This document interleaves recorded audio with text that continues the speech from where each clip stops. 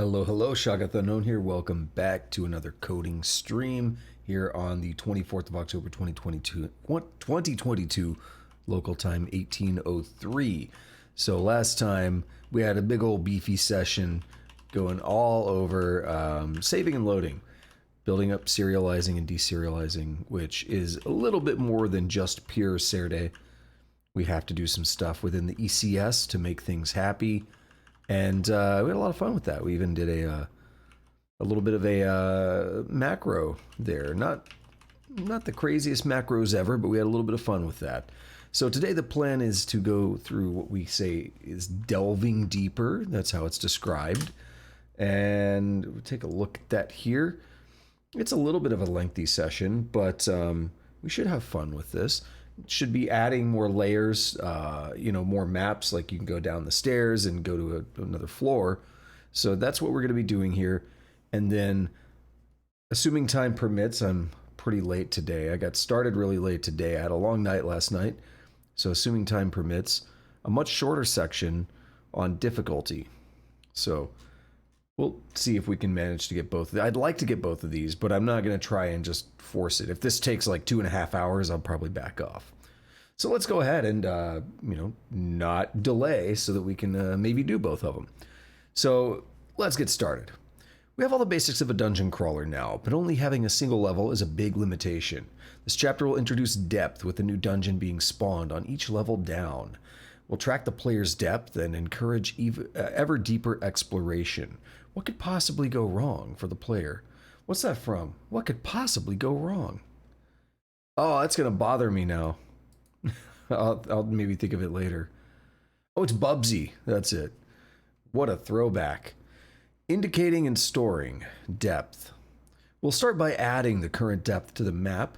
So in map.rs, we adjust the map struct to include an integer for depth, which that's very simple. Let's do it. Alrighty. It's just an I32 called depth. Okay.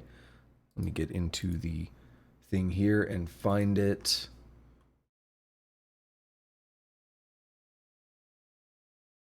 All right, now there's going to be a lot of things that are angry. I32 is a primitive type and automatically handled by Serde, the serialization library. So adding it here automatically adds it to our game save load mechanism. Our map creation code also needs to indicate that we're on level 1 of the map. We want to be able to use the map generator for additional levels, so we add in a parameter also. The updated function looks like this. So new map rooms and corridors takes new depth I32. And then we just say depth to the new depth. So that's pretty straightforward. Let's get on to that. So here it's going to be depth, new depth. And then this takes in new depth, I32. Not depths, depth. So we may have to do this twice. What? Oh, I did the S there too. Why did I do that both times? Not sure. We may have to do this twice because I'm doing mine a little bit differently. We're just going to say depth. You know, I'll probably never revisit this function. I've been maintaining it for this long now, but it's here. We're going to do it. Okay. So we call this from the setup code in main.rs, so we'll need to amend the call to the dungeon builder also. So we're going to find our let map, and we'll just add 1 to it. And then we'll have to delete any save game files. Yeah, because that's actually going to break the game, which is interesting. If you were making a real game and you were changing some structure like this, you would have to find a solution to serialize and deserialize in a way that does not break your game. You know, a player would not want their save file to be completely ruined just because you decided to change some structure under the hood that they don't know anything about. However, there are games that do that. There are games, especially in development, early access titles. There are plenty of games that will say your save is no longer valid on this version. You got to make a new save if you want all these new features and stuff. So it's been done, but in general, if you could find a solution, that would be preferable. If we cargo run, it actually loaded in, but I don't think it's going to be very... Oh, no, I did a new game. Yeah. That's right. Now if I load, we're back. Damn it. I should have force quit the game and tried to load the old save. So we can play again. Everything's all good. So let's get back to the tutorial.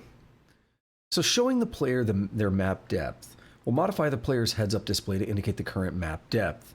In GUI, inside the Draw UI function, we add the following. Okay, so let's get started on that.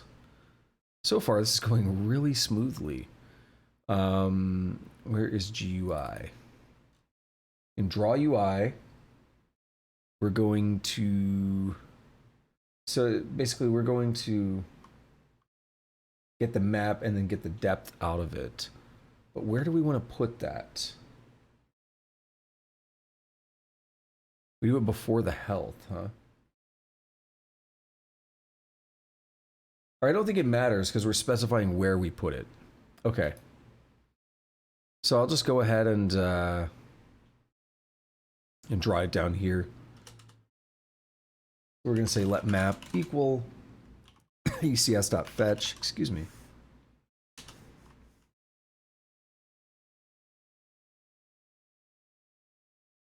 Let depth equal format, and it's going to be depth map.depth. And then all we do is print that. We're going to do print color 243 RGB named RLTK yellow, and then this is going to be RGB named RLTK black. Whoa, we got something going on there.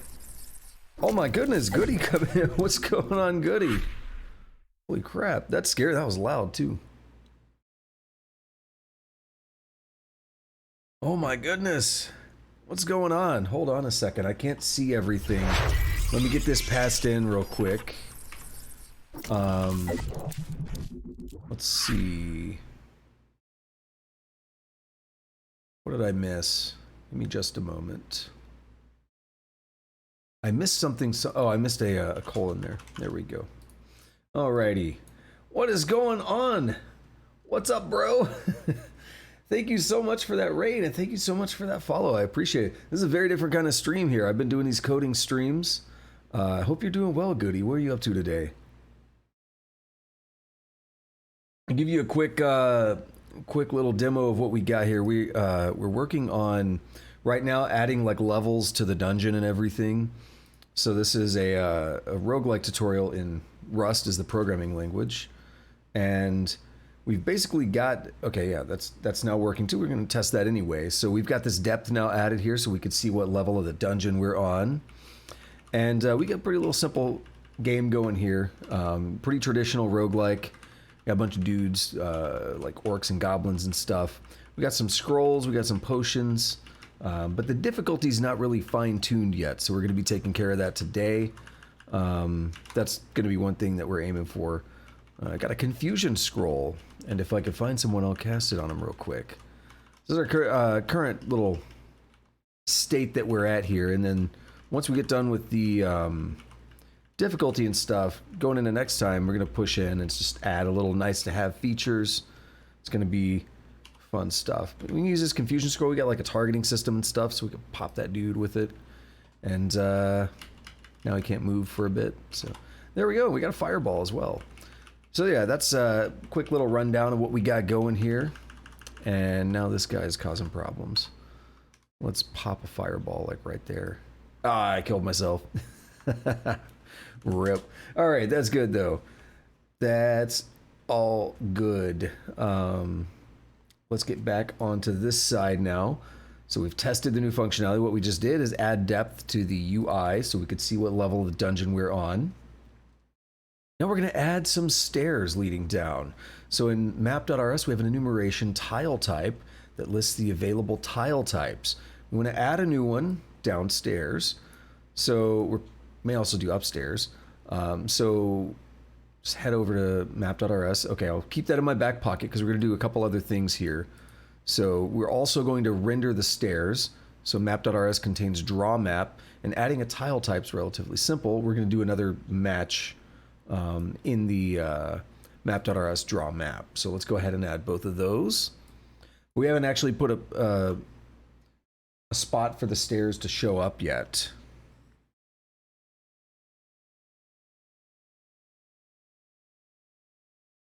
Hey, it's all good, dude. Yo, I've actually I've heard a lot about that game. Yeah, I hear a lot of good things. But dude, it's all good. I appreciate the raid. No worries, man. Get your food. Go for it, man. Dinner and movie. That sounds great. You have a good one, man. Thank you so much, though. Take it easy. It's good seeing you, though. I've been meaning to try to stop by when I get time, but my schedule's crazy these days. I do not leave myself time. I appreciate you as well.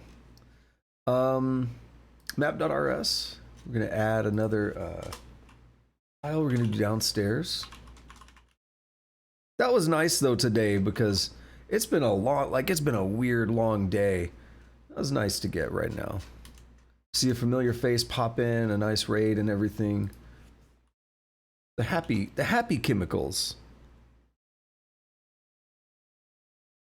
The last time what did I see you doing recently? I think it was Sekiro, but you were playing it with like was it like the bongo things or something? Is that right? I don't know, it's been a minute. Yeah, I think so. It was like that's what it was, right? Come on. I was lurking a while back while I was doing some other stuff, and I was like, I don't know how you do this, man.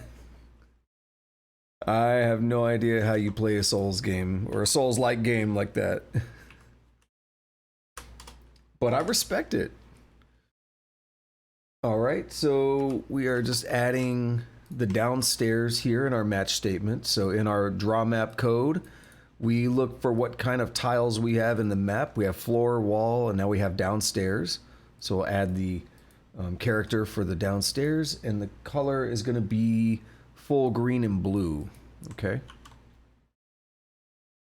And then we're going to actually place the stairs. So we're going to place the upstairs in the center of the first room. The map generates.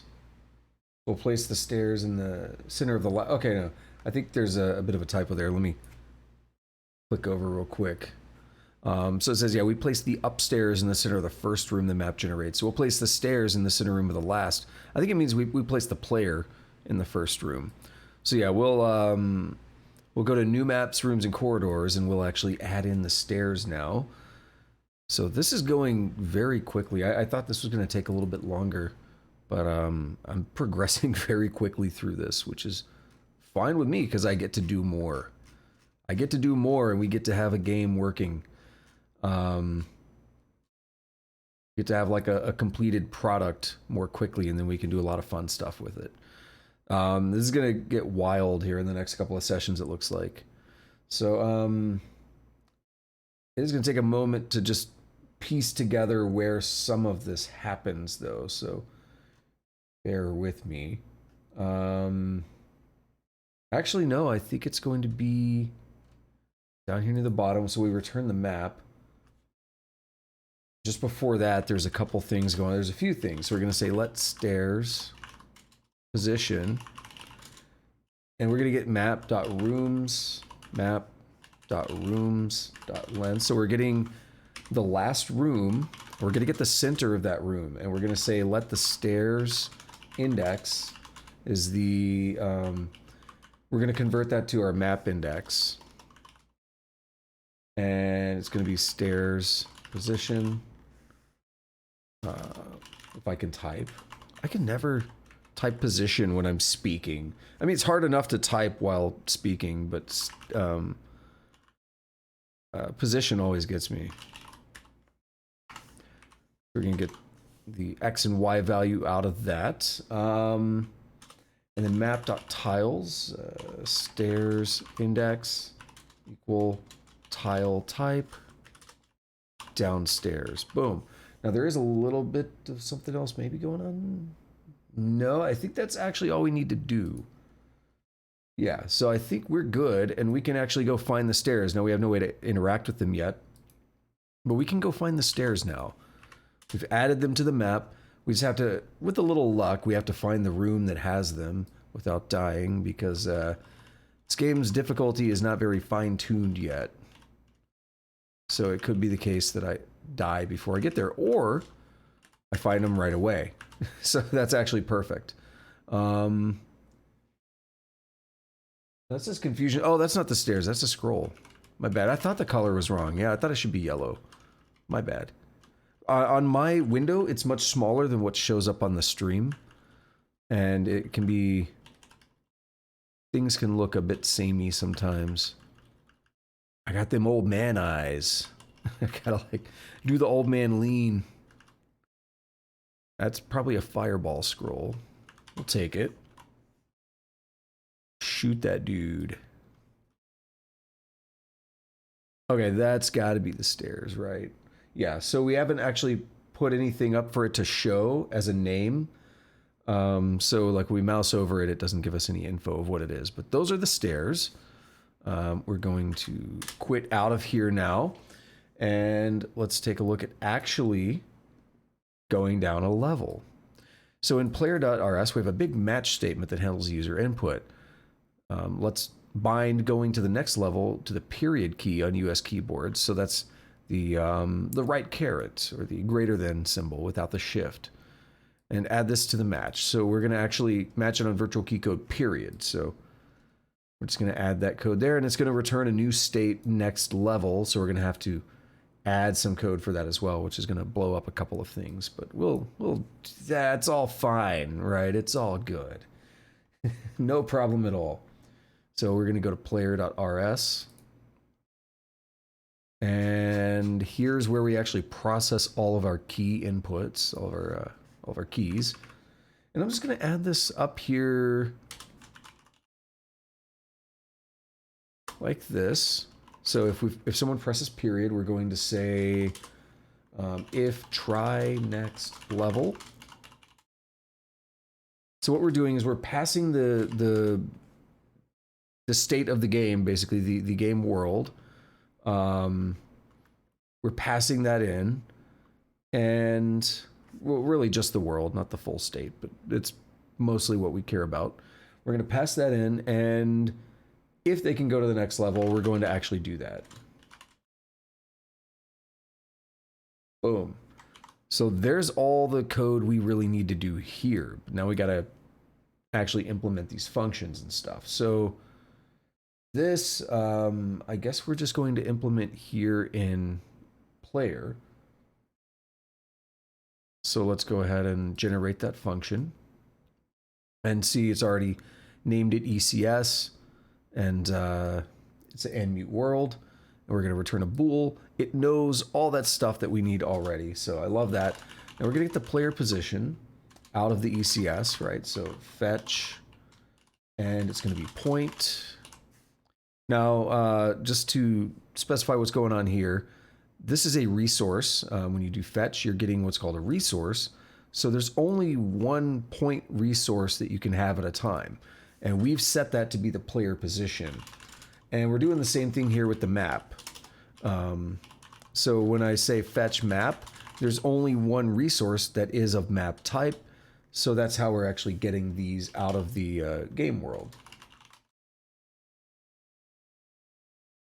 And now we're going to take that position .x and player position .y and convert that to our map index format, which just lets us get the tile from the map. So map.tiles player index is tile type downstairs, true, else let mute game log. So we're actually going to print an error, basically. So we're going to get a mutable yeah, we're going to fetch mute because we need to modify the game log. So what's happening is this is yet another resource, but now we want to change the resource. And it's just a vector of strings. So gamelog.entries.push. There is no way down from here. Well, that sounds very ominous. We turn that to a string, and then we return false because they did not go to a new level, or they cannot. Oh, this needs to be, well, we can import it, or we could do map. Let's just do map. Actually, that's fine, right? No, I'm gonna go do it up here because I don't want to make a huge qualified path. So let's go up here. And can we say tile type here? Yeah, we can.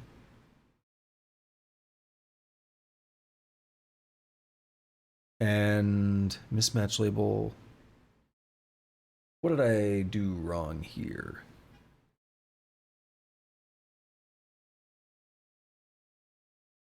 Oh, I put a single equal. Terrible typo. All right, though. That's good. It, you know, it's able to recognize the problem there. Okay, perfect. So, things that happen when you're talking, right? So, basically, we're asking, can you go to the next level? So we get the player position, we get the map, we use both of those to kind of convert the player position into an index for the map.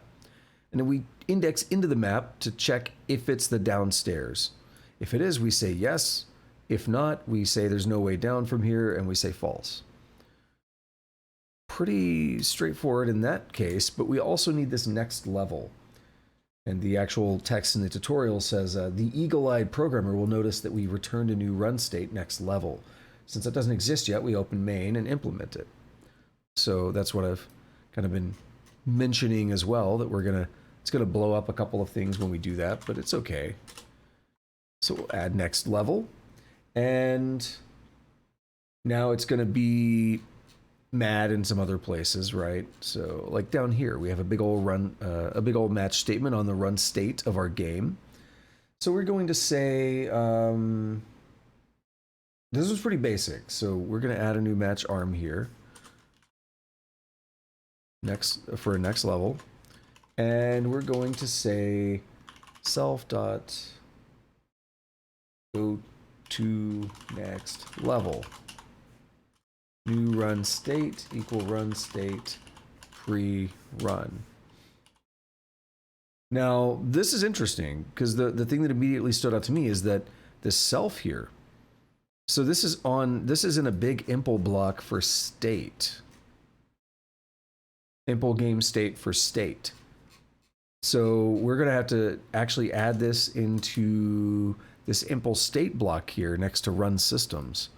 So when I say go to next level, if I have it generate, like so, it puts it up here in state, like I was just suggesting. And it knows we need a reference to self, but it doesn't know that it needs to be a mutable reference to self. So we're going to add that in ourself. And well, there's going to be a lot of things we have to do. We're going to make a helper method as well. So let's wait on doing this, and we're going to make the helper method first.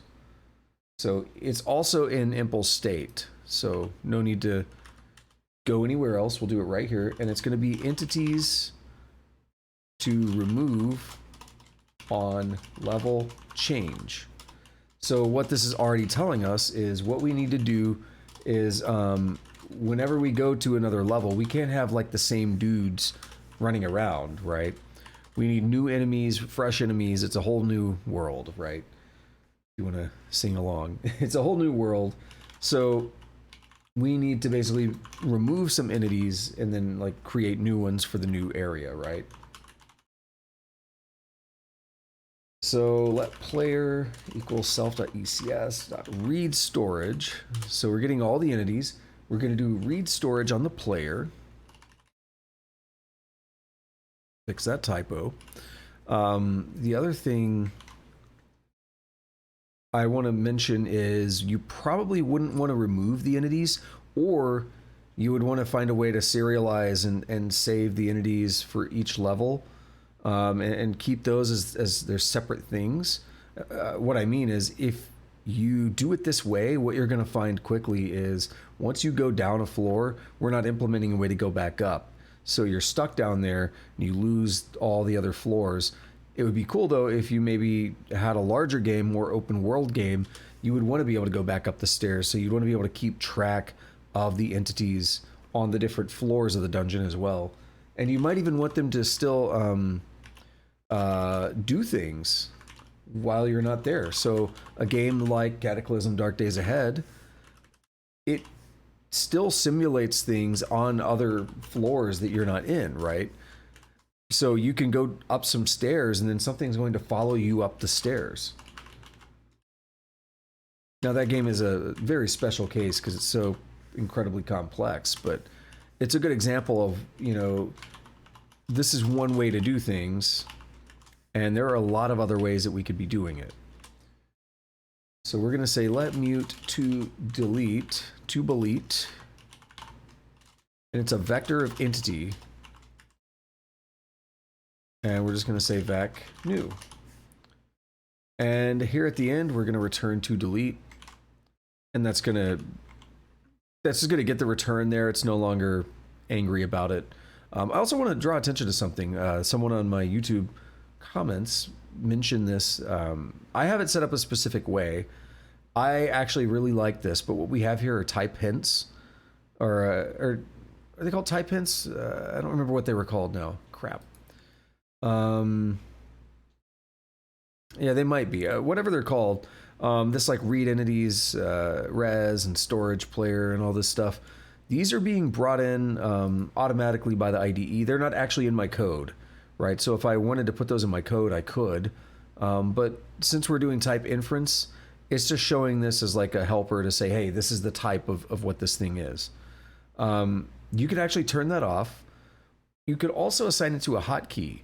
So some people would actually want to turn it off and then only turn it on with a hotkey. I'm kind of the other way around. I really like them on, but sometimes turning them off might just help for a little bit of clarity just to see the actual code that we typed here. So I might make it a point to do that from time to time. I got to get used to it. It's something that I've never really messed with before, but you know, there's use cases for it, I guess, and it all depends on the individual. I personally like it on, but maybe I'll try to take some time here and there just to show without those type hints. That way, it's a little easier to see the actual code without the extra stuff the IDE is helping out with. So anyway, we're going to make that to delete a vector, and we're going to loop over all entities. And let mute should delete equal true. If I can type yet again. So it's interesting, we're actually starting with true rather than, it is what it is. You can do it either way. I like the idea of saying don't delete unless you should. That's a weird way to word it. But what I mean is by starting should delete as true, that means we're assuming that we're going to delete everything. And then if not, we flip it to false. I kind of like the other way around.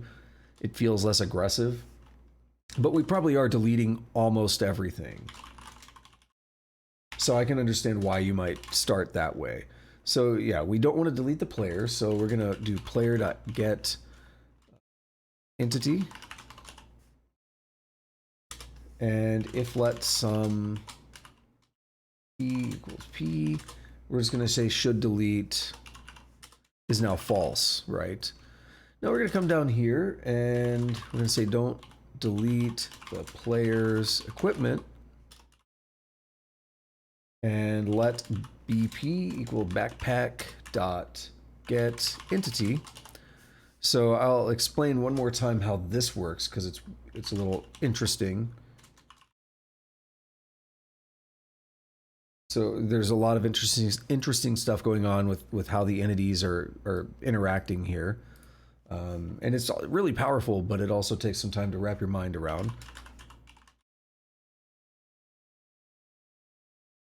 So if the, well, yeah, we'll break it all down in a moment because we're almost done. So in those cases, good. And then if should delete to delete dot push entity. Yeah, so I mean, I see why they did it the way they did. It just feels aggressive. But yeah, you're deleting most things in the game. There's literally 2 things we're not deleting. So what's going on is we get all the entities in our entity component system. We get every component in the game that is a player component, or rather every entity in the game that's a player component. We get every entity in the game that has a backpack component, and then we fetch that player entity resource. So what we do here is we start looping over every entity in the game, and that's what this entity is here. So when we say player.get entity, get says it tries to read the data associated with an entity. So we're actually saying we got every entity in the game that has a player component, and let's try to get one that is this entity here that we're looking at. And that's why we see we get an option back. So what's actually happening is if it's entity, like if the player is entity 0, and in the loop here we're on entity number 27, we do this player.get, and let's just say 27, we're not going to get an entity back, right? We're not going to get a player. So that's actually what's going on here. That's why it's option. But if we did player.get and this was entity 0, and the player is in fact entity 0, then we're going to get something back. So that's when we're going to do this if block here, this if let block here, and kind of destructure that option. Same thing going on with the player's equipment, right? So we want to get, as we like go through for every single entity, we want to say, hey, can we get a backpack component for the entity that we're looking at? And then if so, we kind of destructure the option. And then only if the owner of that thing in the backpack is the player entity, then we'll say don't delete it because it's the player, right? But anything else, like just delete it. We don't care if it's like if an orc has a backpack and has stuff, because we're just saying we delete them all. They don't exist anymore. We're not saving the floor as we go down to the next floor. So all that gets deleted. So only the 2 things that actually have to be associated with the player remain in the game, basically. Again, that's a little aggressive, and I mean, you could make a legitimate game with this mechanic and say once you go down, you never go back up. But in a more open world style game, obviously this wouldn't fly. But there it is. So when we go to the next level, we want to delete all the entities except for the player and whatever equipment the player has. The helper function queries the ECS to obtain a list of entities for deletion. It's a bit long-winded, but relatively straightforward. We make a vector and then iterate all the entities. If the entity is the player, we mark it as should delete false. If it's in a backpack, having the in backpack component, that is, we check to see if the owner is the player. And if it is, don't delete it. So armed with that, now we're going to make go to next level, which is also in the state implementation block. And this is a big old beefy boy. Look at that. All right, we'll take a minute to get through this, but we're basically done with delving deeper after this. That's it. Yeah, so we're definitely about to go do the difficulty as well once we're done with this, and that'll be a pretty good session for today. Everything I wanted to do, and it's going very quick. I didn't think this was going to go as quickly as it is.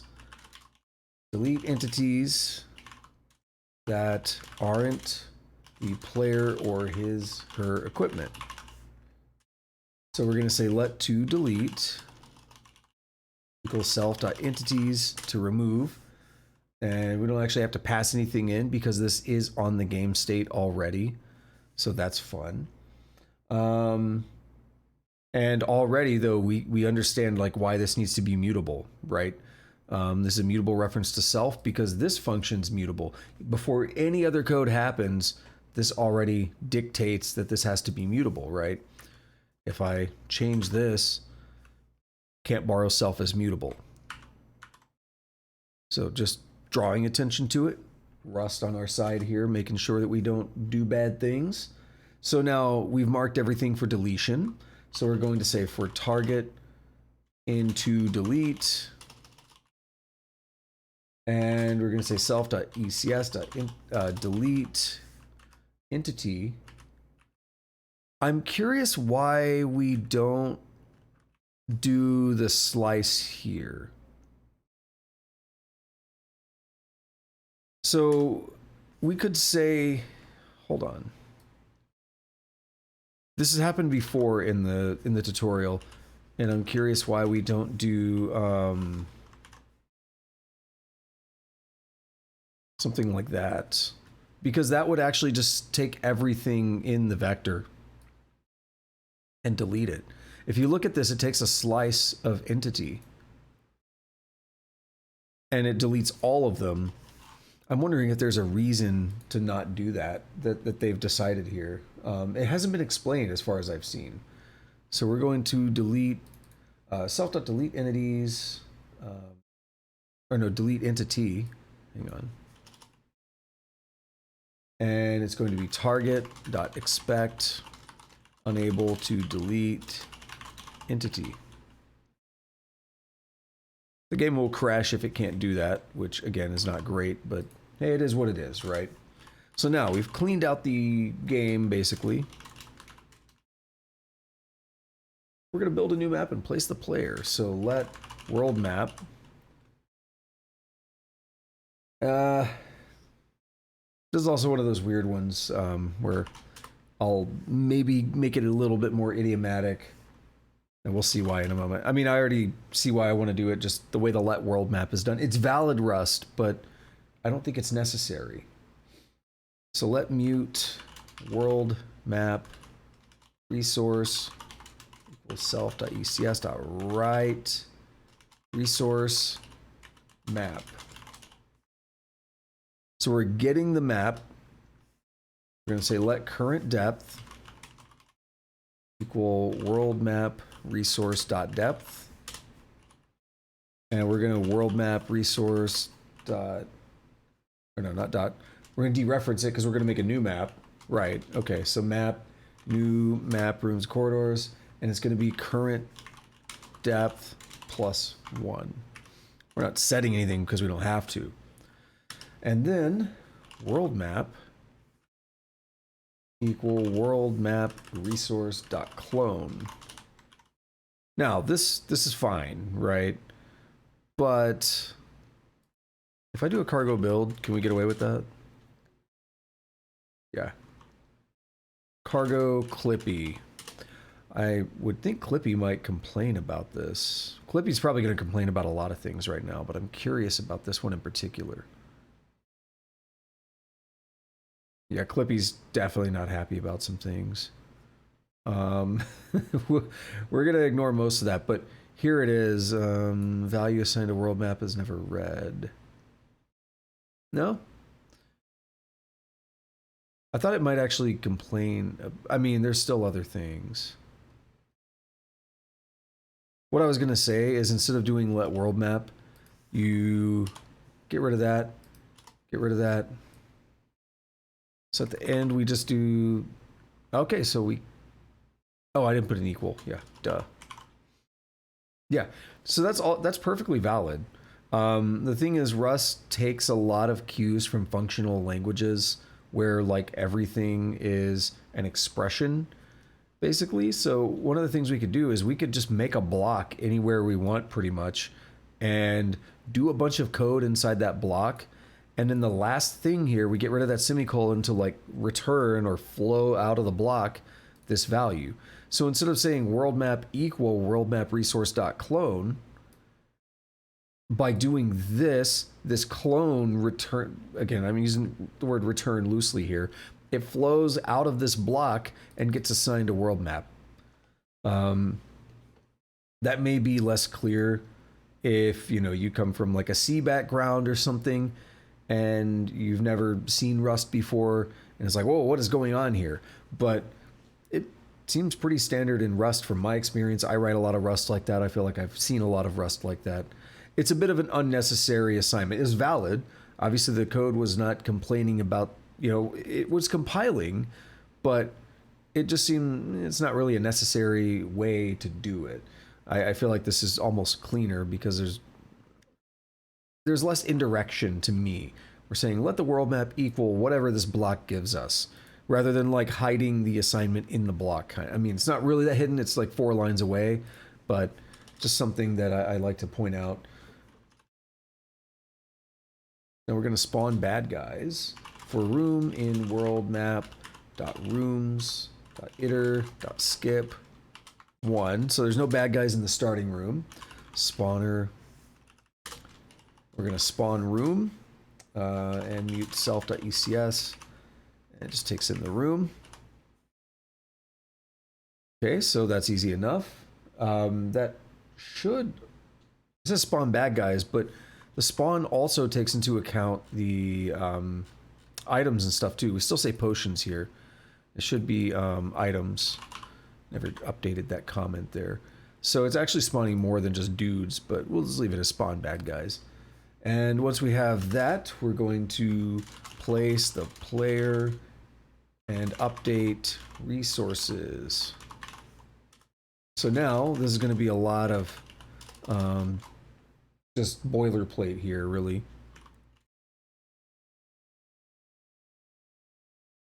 So we're going to get the first room dot center. Let me guess, we're going to convert. We're going to get the map index in a moment, maybe. Maybe, I don't know. I don't see it yet. Let mute player position is self.ecs.write resource, and it's a point, and player position equal point new player X player Y. So we're having to convert it into the point. That way we can see. I think we're going to end up inserting that. We'll see how it works out. So let position components. We're going to get a write storage to what? To position. I'll break down this whole function when we're done, like I always like to do, because it's easy when you're like reading something. I go into a bit of an autopilot, and I like to take the time to break down what's happening, explain it for my sake and your sake.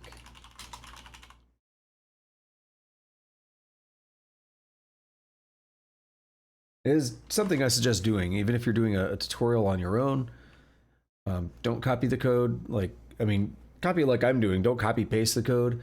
And also, after you're done with it, like, try to break it down yourself, even before the tutorial does it. Try to break it down yourself and understand what's happening, and then you can get their explanation. So we're going to get the player entity in order to do player position components. Okay. Let player position components equal position components dot get mute player entity. So we're specifically just going for that one there.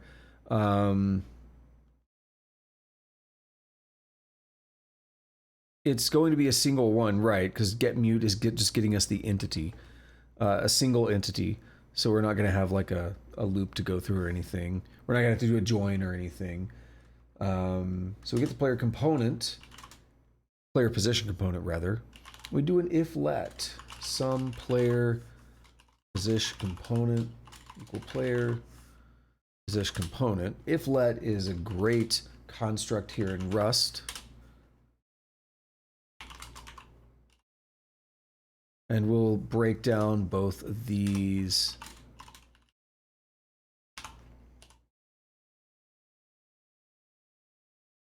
Rust vein, what? I'm missing that one, Jaeger. How you doing though? I'm trying to understand where the rust came from on the vein part. I'm not seeing it, I'm sorry. Okay.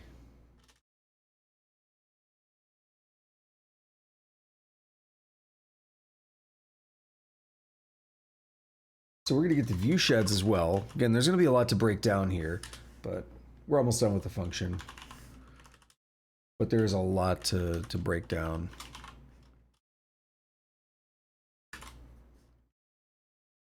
Oh, I didn't even think about that. Like I thought that's what you meant. Like, well, that's what I associated with vein, but I didn't understand the rust side of it.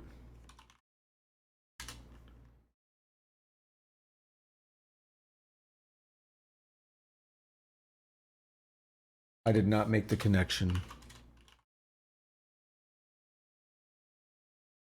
We're going to break down the view shed and make it dirty. It's been a while since we've had to manually do that because it's just been baked into our code, into our systems and everything. So lastly, this is the last big block we're going to do here. We're going to notify the player and give them some health. So to do that, we're going to get the game log.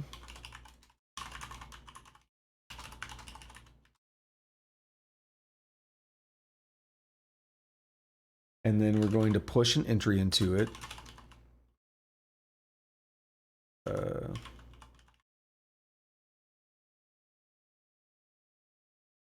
Oh, whoops. Something with my autocomplete. Did something funky, I think. Oh, wait, is it... Yeah, okay. There we go. It wasn't pulling it from the module. So dot push and you send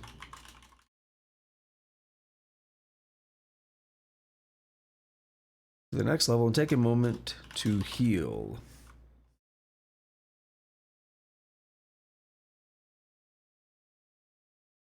All right, so that's what's going to be printed in our game log, but then we also need to, I guess, set some code for that to happen now. So that's going to be combat stats. So let mute player health store equals self.ecs.write storage.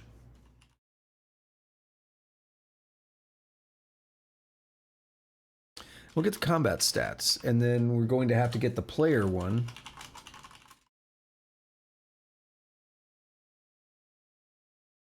We're going to go to player health store.get mute, and it's going to be the player entity. And now we're going to say if let some player health. Now remember, in the if let, that player health that I just typed, that's not anything that we've already seen in the code, right? That is a new name. I could call it donkey. If let some donkey equal player health.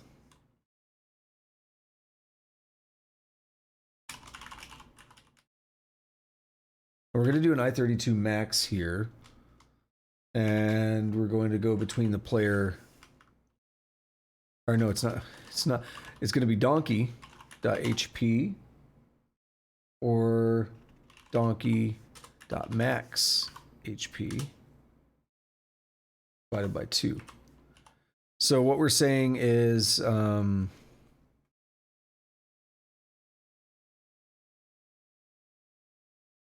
yeah, whichever one of these produces a larger value, but I'm breaking down in my mind how that's going to work. Oh, and this should be donkey as well. Again, just because I changed the name, it broke everything. It was hard to follow in my mind. The point is that this is the name of the variable after we've ripped it out of the option by using the if let. I'm going to change it to player health now. So we're saying their new health is either their health or their max health divided by 2. That seems weird because you're not really... Am I missing something? It's not a plus equal. It just shows equal. Like you're not adding... I feel like in some cases you just wouldn't heal. Unless I'm misreading something. Let's break the whole thing down now because there's a lot going on here. And then let's try to, read their description as well and kind of see where it goes. So go to next level. Well, comments help too. Delete entities that aren't the player or their equipment. That uses the function we already made. I already kind of broke that down. So we just get all the entities from that we want to delete. And then we go through and we delete every single one of them. We literally call delete entity on the ECS world. And that's that. Now it is expect here, so it will crash if it fails, but that's fine. We ignore that. We pretend it doesn't happen, right? Build a new map and place the player. So now we're going to get this world, we're going to set this world map here, and It's going to be the world map resource that we already have in the game, and the depth. We're going to take the depth out of it and use that to then make a new map. Well, new map rooms and corridors, as we call the function, and increment the depth by 1. So if we're on depth 1, now we're going to go to depth 2, right? Depth 2, if I can speak today. And then we clone that and flow it back out here so we can access it. So then we actually spawn things. So for each room, we call the spawner. And it goes ahead and makes enemies, and it makes items and scrolls and all that fun stuff. Then, once that happens, we want to place the player and update the resources in the game. That's what we mean by resources here. So we get the first room, index 0 in worldmap.rooms. We get the first room, and we get the center of that. And then we are going to set the player position to this value here.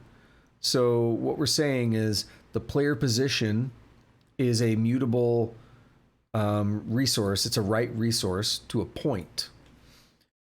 So we get that resource out, and then we're actually setting it to a new point, which is this position we got here on this first line up here, right? So the center of the first room is now set as the resource player position. Then we get the position components, and we get the player resource, which is just the one entity that we're saving as a resource is the player. So we get all the positions, we get the player entity, and then we find the position component that is associated with the player. Using that, we set it to be the new values of that we got from up here, from the world map room 0.center. We set the player component, player position component to be that value. Okay, so there's a lot of pieces here, but following. Now we're going to mark the player's visibility as dirty. Funny phrasing, but that means we need to recompute it. So what that is we have the view shed thing, which is like our field of view, which Ray casts out and figures out what you can see. And we have to get the view shed, and then we use the player entity to find the player's view shed, because monsters and stuff also have view sheds. And then with that view shed, we say dirty. And that means we have to recalculate it, right? There's I don't remember all the fields of the struct off the top of my head, but there are components of that view shed. I'm gonna be careful with the word component. There are fields in that view shed that need to be recomputed every time like the player moves or something. And we symbolize that by saying that it's dirty. And that saves us from having to recompute it every single frame of the game. We only recompute it when the player actually moves or there's a reason to recompute it. So then finally, we notify the player and give them some health. So I still need to break down what's happening here, because this doesn't make sense in my mind. And I'll actually write out an example. Also, it's good to see you, Tusk. I'm sorry to hear that you're sick, but it's good to see you. Let's see. So we get a game log. We get our game log from the resources. Easy enough, right? We've seen a couple times already today. And we push in some text. You descend to the next level and take a moment to heal. I spelled this wrong, as I have a tendency to when I'm talking. So player health store is right storage for the combat stats, which are what contains your health and your attack and defense and all that stuff. So then we get the specific combat stats for the player with this get mute player entity. And then using that, we're able to come in here and actually set the player's health. So this is the weird one though. We're saying player health .hp is whichever one of these is larger between the player health .hp, as in their current health, or max health divided by 2. So if you have max, let's say player health .hp is Um, 18 player health dot max HP equals 30. This line will say player health dot HP equal I32 max 18, and 30 divided by 2 is 15, right? I'm not like seeing something incorrectly, am I? And this is the exact, let me actually copy this exact line and see if I'm missing something, if I wrote it wrong, if anything changes. Oh crap, hang on. Copy, and we'll come over here and we'll even delete the line. Yeah, no, that is it. So then it's going to be the max of whatever your current health is, or your max divided by 2. But in this case, we don't actually heal. And I find that odd, but that's the line that they have in the code. So what's going to happen is if my current health was 14, then we would actually heal by 1 point. That doesn't seem great. I feel like what we should be doing is adding a value on no matter what, and then making sure we don't go above max. But I'm going to go with what they have. I'm going to trust them. But that line bothers me quite a bit, if you couldn't tell. Alrighty, so that was my breakdown of it. And now their breakdown, and we're pretty much done. This is a long function, but does everything we need. So we'll break it down step by step. We use the helper function we just wrote to obtain a list of entities to delete and ask the Unity component system to dispose of them. We create a world map variable and enter a new scope, otherwise we get issues with immutable versus mutable borrowing of the ECS. In this scope, we obtain a writable reference to the resource for the current map. We get the current level and replace the map with a new one, with current depth plus 1 as the new depth.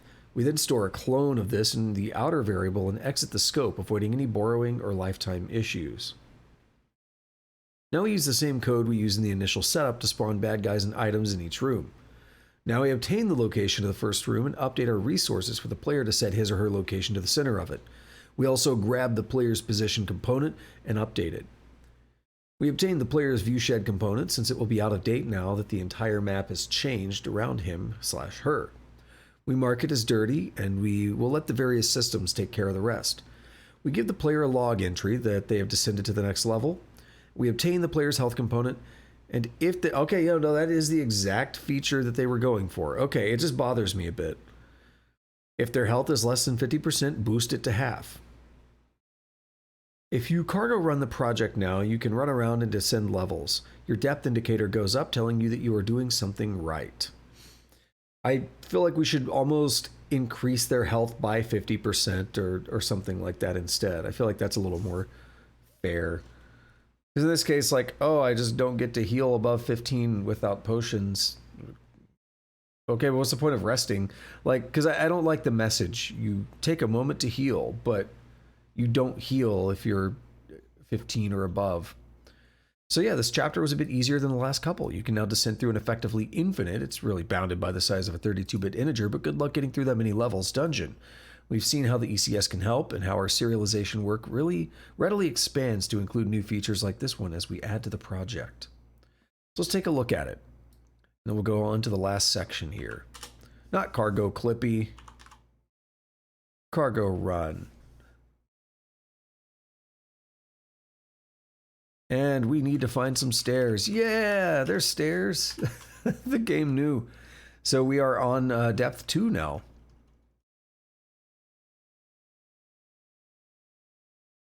Yeah, let's go. Oh, that's not stairs. Well, we confirmed that we can't go down the stairs. Again, it probably looks more like parenthesis to you, that magic missile scroll, than to me, but the screen is really, really tiny.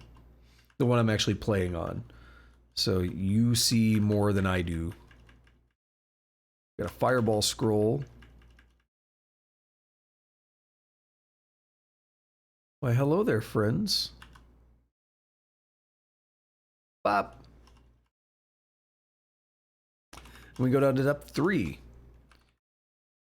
And probably die.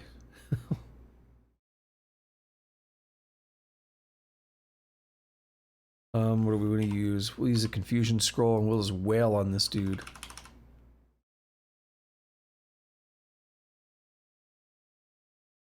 There's a potion. I need to shake this dude. And all of them. No, I'm dead. Oh, I can still move. We broke the movement somewhere. We'll look into that in a bit.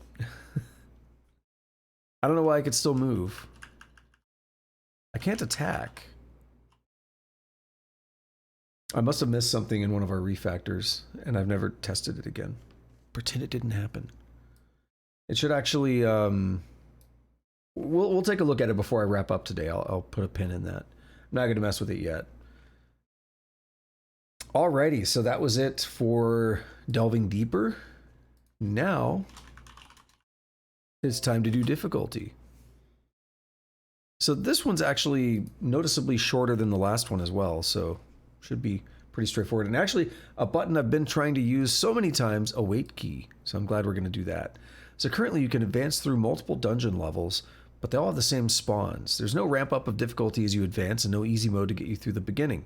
This chapter aims to change that. So we're going to be adding a wait key. An important tactical element of most roguelikes is the ability to skip a turn. Let the monsters come to you and not get the first hit. As part of turning the game into a more tactical challenge, let's quickly implement turn skipping. In player.rs, along with the rest of the input, we'll add numeric keypad 5 and space to be skip. Let's take a look. Player.rs. And we'll put a couple in here. So we're going to grab both of these. Now, I don't know if there's reasoning for this. So in fact, I'm going to do it my way.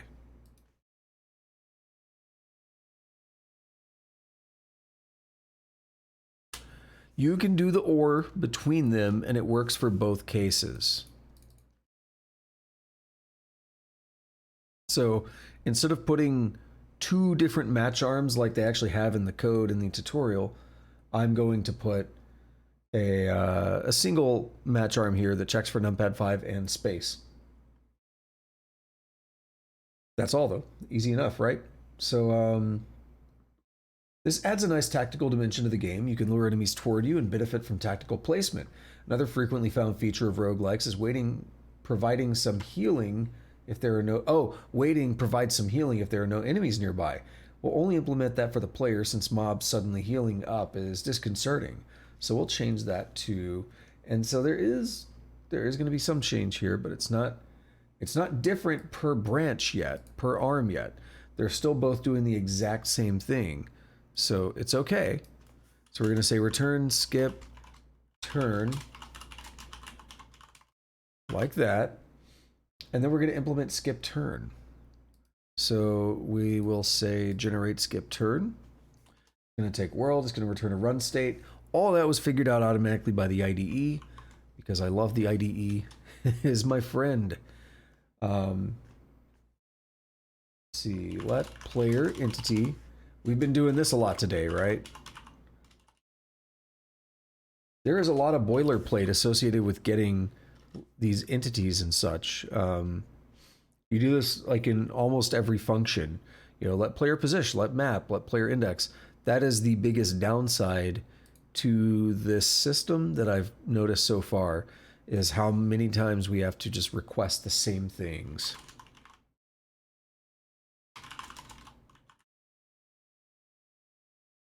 We're going to get read storage of the view sheds.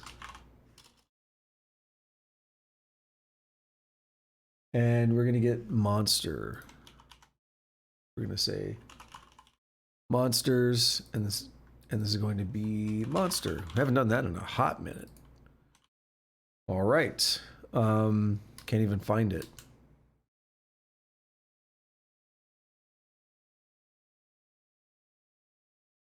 Now we've got all three of those. World map resource equal ecs.fetch map. Let mute can heal. Oh, by the way, You still there, Tusk? I want to bring up something here in a minute. It's about the question you asked last week about games with coding. I wanted to talk a little bit more about that. And I actually did the other day, but I want to bring it up on here because it was on my mind.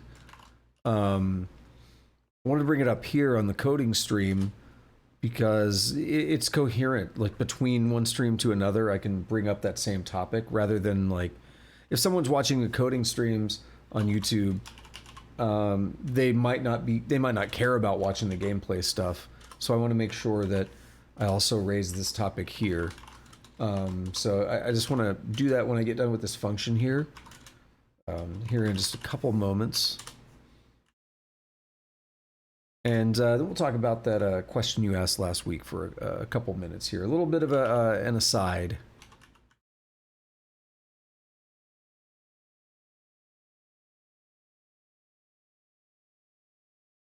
So for entity ID and world map resource .xy index.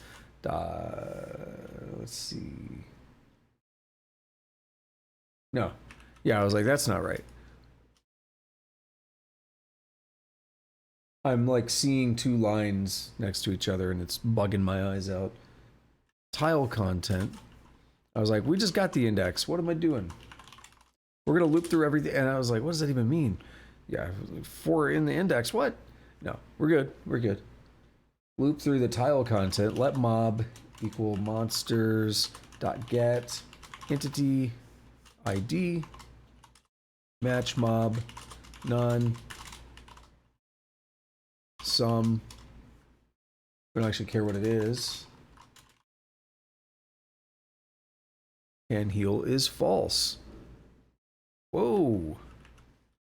I think it's about to storm outside. I just heard some loud thunder. Yeah, I just typed fi instead of if, but that's actually a construct in some languages.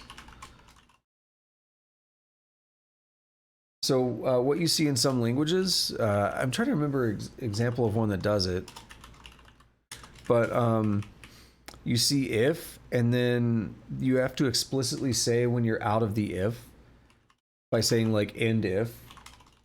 I know I've seen something before that says fi is how you mark the end of an if.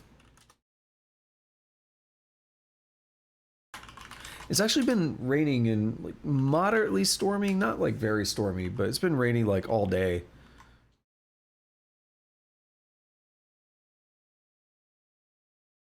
We're gonna do the min player hp.hp plus 1 or player hp.max. So you can't heal above max, but we can heal now. And run state player turn. There we go. Alrighty, so let's break down the function. Then I want to address what I was talking about with Tusk's question from last week. And then we'll go to the next section on spawn tables and stuff. Okay, so skip turn. What do? We get the player entity, we get all the viewshed components, and we get all the monster components. We get our world map. Then we say, we assume we can heal. We start with true. We get the viewshed of the player on this line, viewshed components.get player entity. And then we loop through every tile in the viewshed's visible tiles. And for every one of those, we get the index and we kind of convert it to the map index, right? The XY index. And then using that index, we loop through the tile contents of that tile. And this is the entity ID here. And then we basically check, is that entity ID a monster? If it is a monster, can heal is now false. And you know what I would actually do? Maybe I'm getting a little bit ahead of myself. Can't you name a for loop? Oops. Can't you do that? Or can you only do it on... Yeah, so we have visible. I've named the for loop. And what we could actually do is say break visible.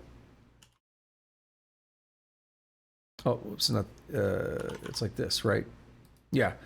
So the thing is, this is my addition to the code, but what I'm noticing is, imagine there's never going to be like a million tiles we're looping through, but I'd like to just bring up this little aside to say that what we're doing is, imagine if there's 45 tiles we're looping through. It's not a lot. A computer, modern computer, 45 tiles, not bad.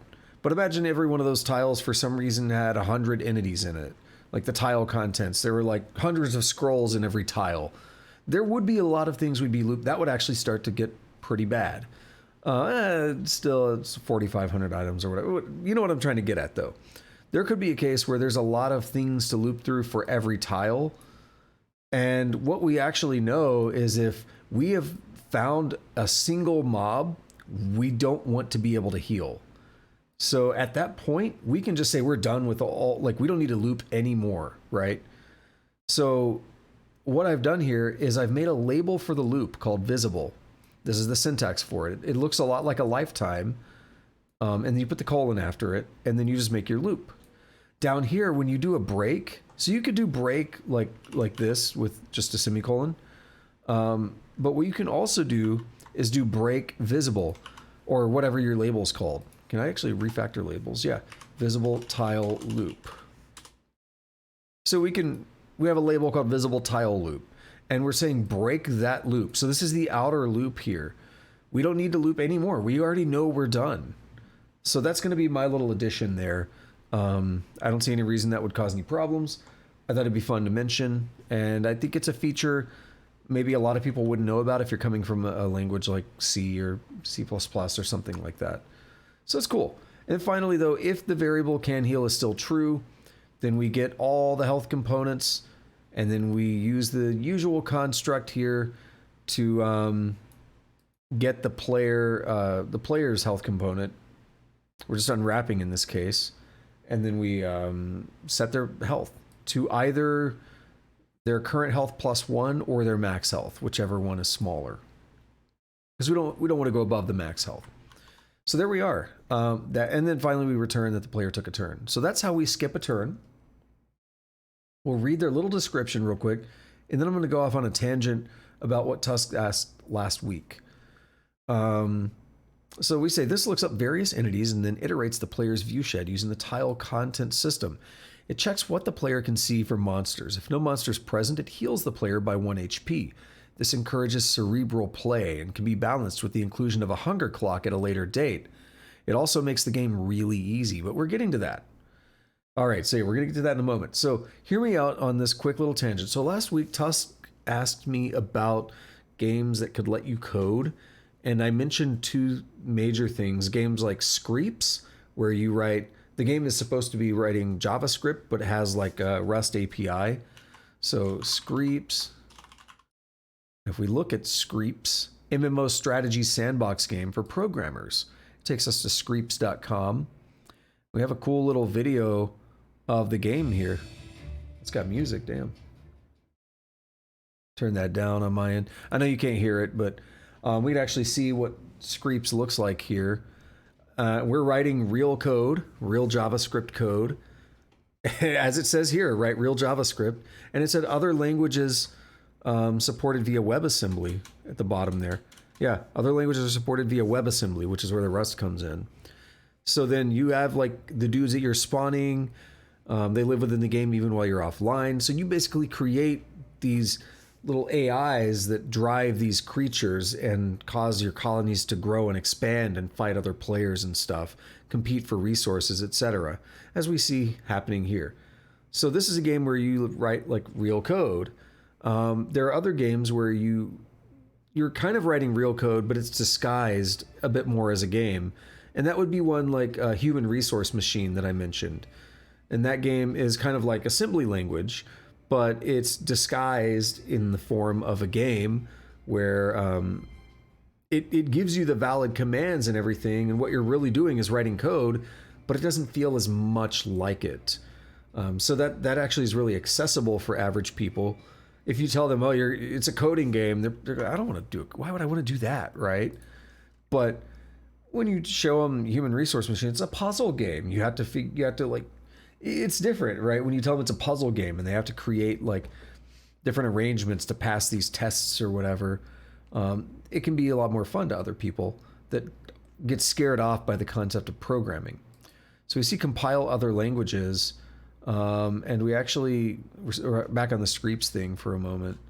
Where is it? Well, I could forget about that. We'll just say Rust Screeps, because I know there is a Rust API for it. So Screeps Rust docs.rs, and it is typed bindings to the Screeps in-game API for WASM, WASM, WebAssembly, Rust AIs. Should that be API? I don't know, whatever. So this is basically, though, the whole point I was trying to get across with what we have here with Human Resource Machine, Screeps, two very different kinds of programming games, but both very interesting, very fun if you're into that kind of thing. This is not the exact tangent I wanted to go down. I wanted to reset up the context for that. But I'm also like getting distracted here because I just want to like go into these and look at them. But basically, we can kind of see what they are, like global Screeps resources and constants, and I think game you can like access construction sites, and creeps are like your dudes. And then there's a creep, and it has a body and like sign controllers and all kinds of stuff. All right, we're gonna get off that because it's gonna be too distracting, because it's interesting. So that is again, those are two different kinds of programming games. The other thing, and the reason I really wanted to bring it up, because I felt really dumb and bad for forgetting to mention this last week.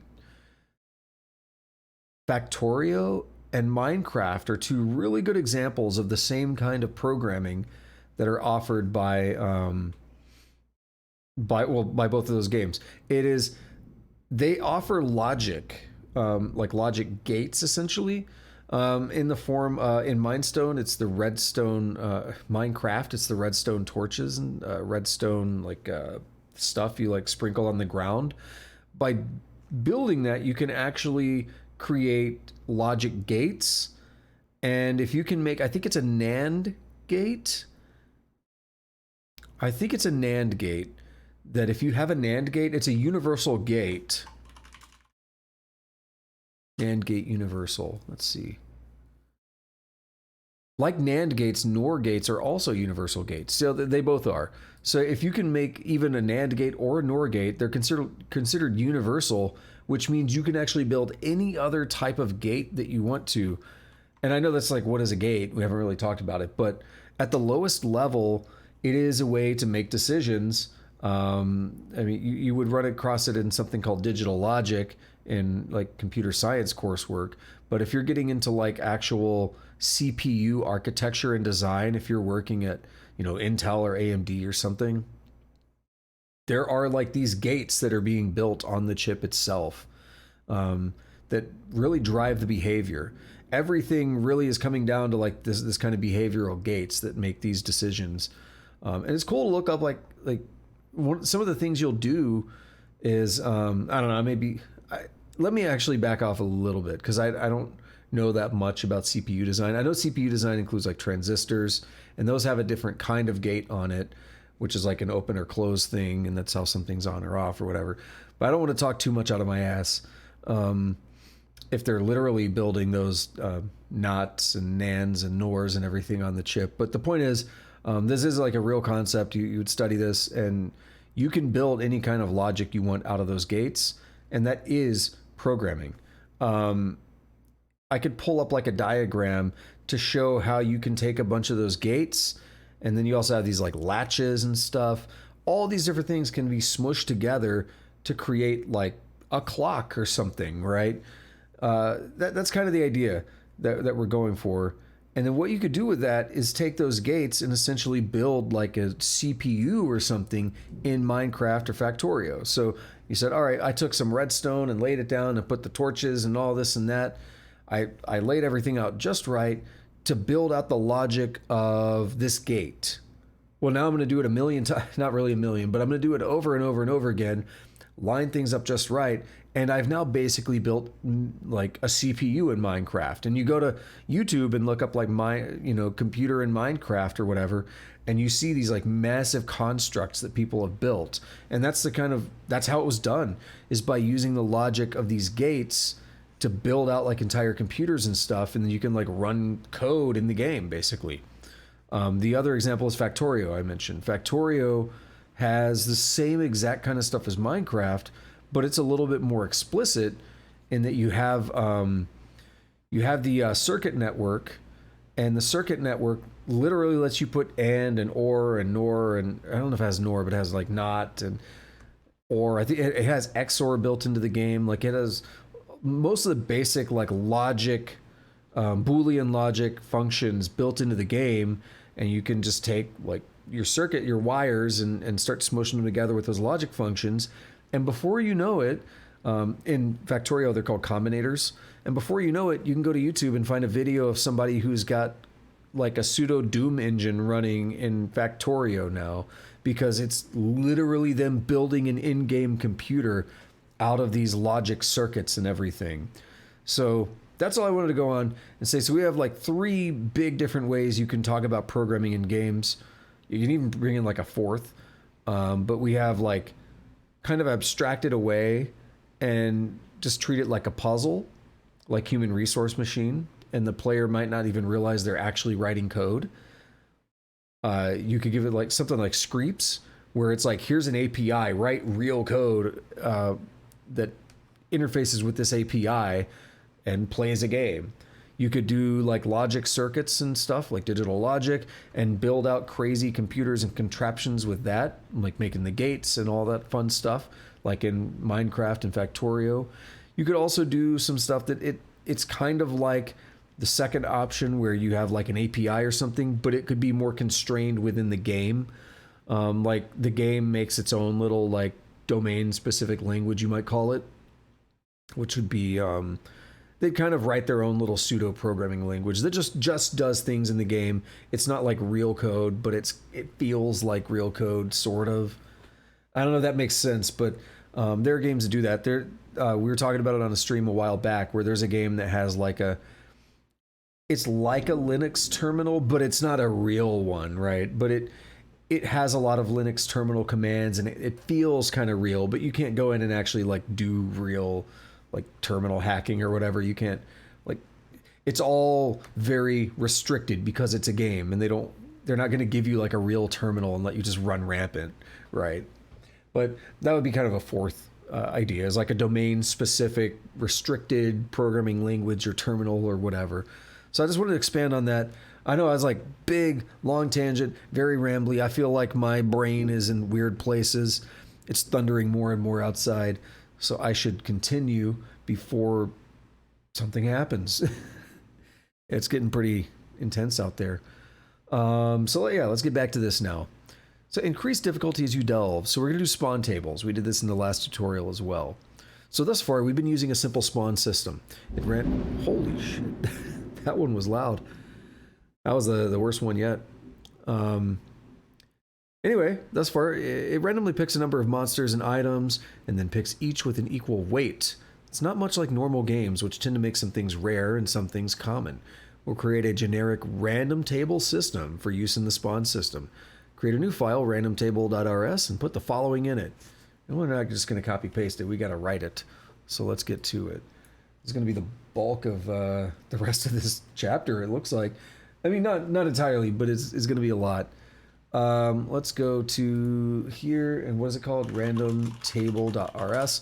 Now, this is something I mentioned the desire for quite a while back, where I said it'd be nice to have a to abstract away, and here we are doing it now.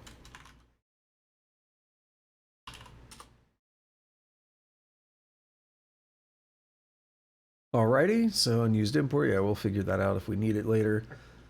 Random table. Alrighty, so random table, we're going to use the random number generator,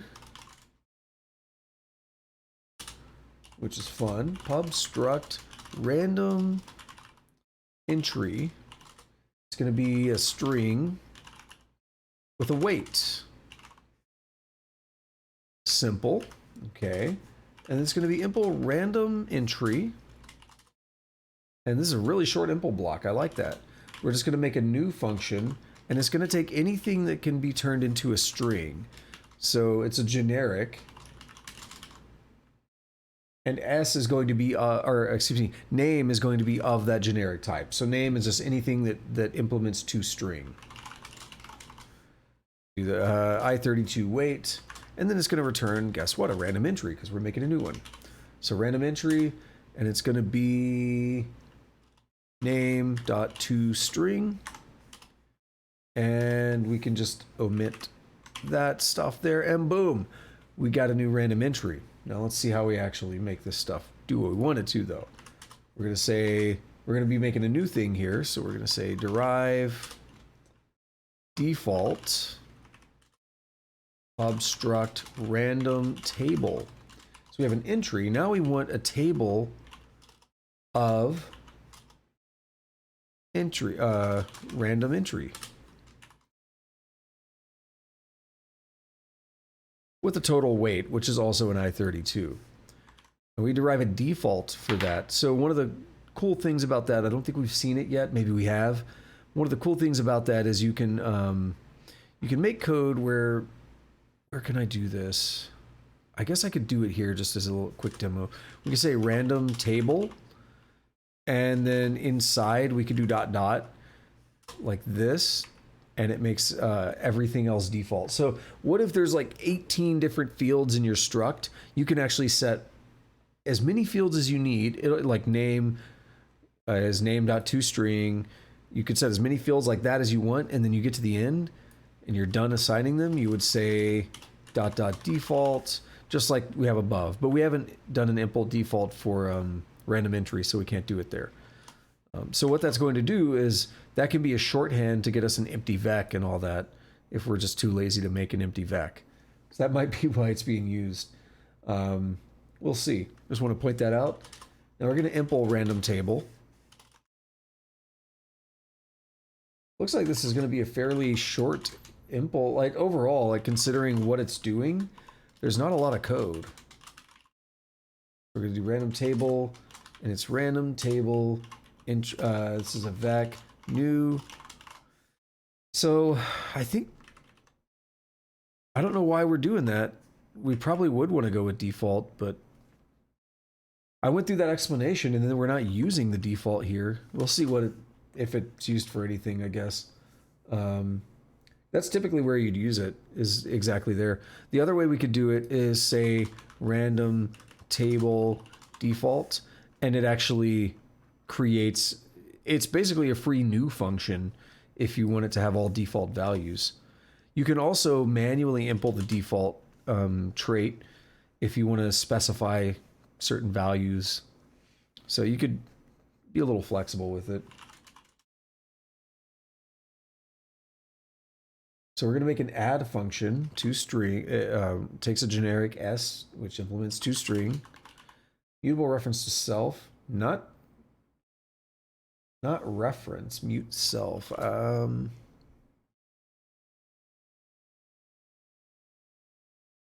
Is that a typo, or is this syntax that I'm actually not familiar with?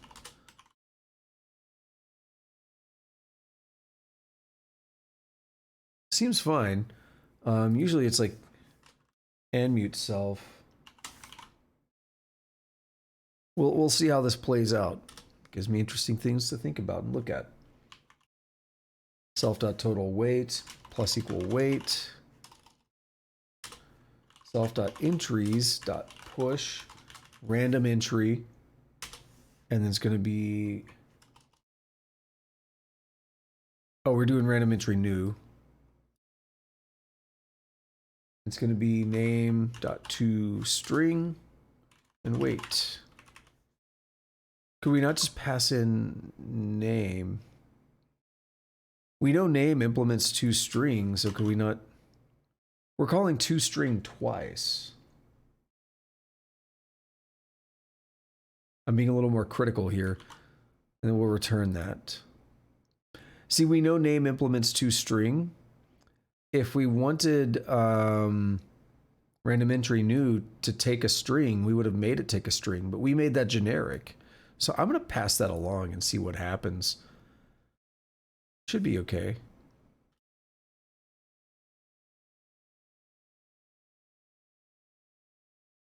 So now we're going to make this roll function here.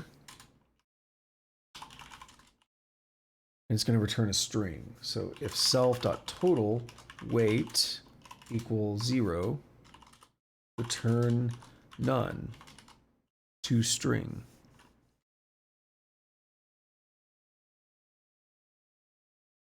So yeah, basically if the table's like empty, sort of.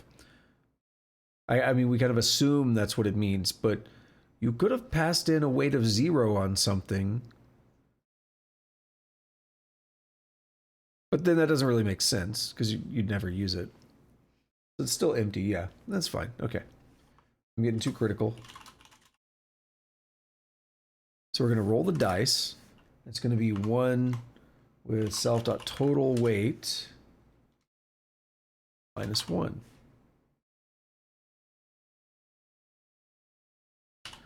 And we're going to get index. We're going to set it at 0. While roll is greater than 0, if roll is less than self.entries, index.weight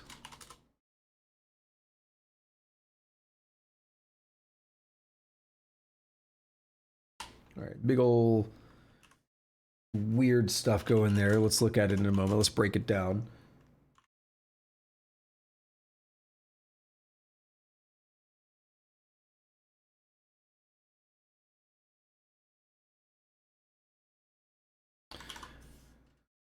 Whoops, a semicolon. Alrighty. Yeah, let's break that one down. So these are pretty straightforward. I don't think I need to say much about them. I did make that slight change on instead of they show passing name.toString in, but we could just pass name because we're doing a toString. It's not that big of a deal, I know, but we're doing toString and then we're doing toString on it again.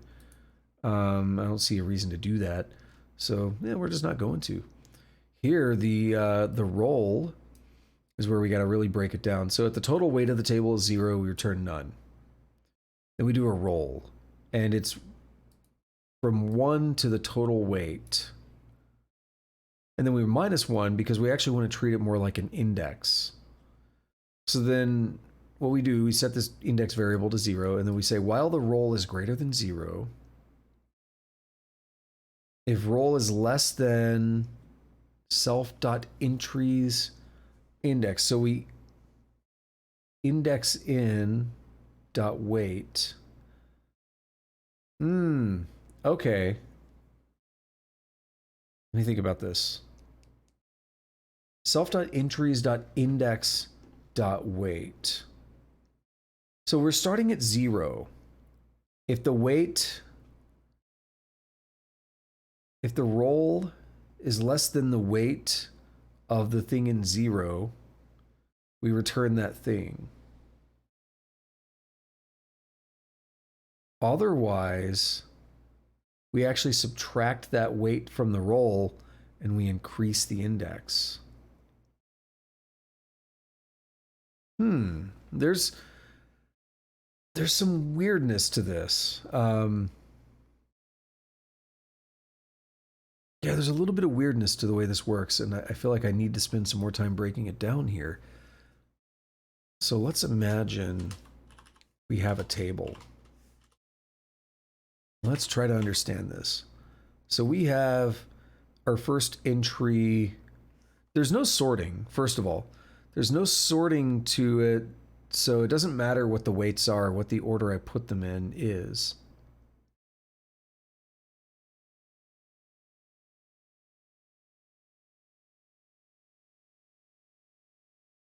So we're going to say thing with the weight of 12. Thing 2 with the weight of 5. Thing 3 with the weight of 47. These are big numbers, though, that I just threw together. So what is that? 52 and then 12, so it's 64. So we have a roll between 1 and 60, 1 and 64 inclusive. So let's say we roll 52. Now let's say first we roll 5. What happens? Roll is greater than 0. If roll is less than the first weight, then we get thing back. Okay. So what if roll is now, what if it's now 15 or 16? It's basically the same thing. I think I see what's going on now. Yeah, I understand the table now. But I'm going to go through the last one here so it'll make sense. So if the roll was actually 16, this is why it doesn't matter what order they come in. If the roll is now 16, then we check this. 16 is not less than 12. So we remove 12 from it. That leaves us with 4. And then 4 is less than 5, so we get thing 2. So 16 was right on the verge of what was acceptable. If I even did a roll of 17, that would leave us with 5 here. And then 5 is not less than 5, so we would actually fall into thing 3. Very interesting way to do this. So let me think if I can word it in a different way.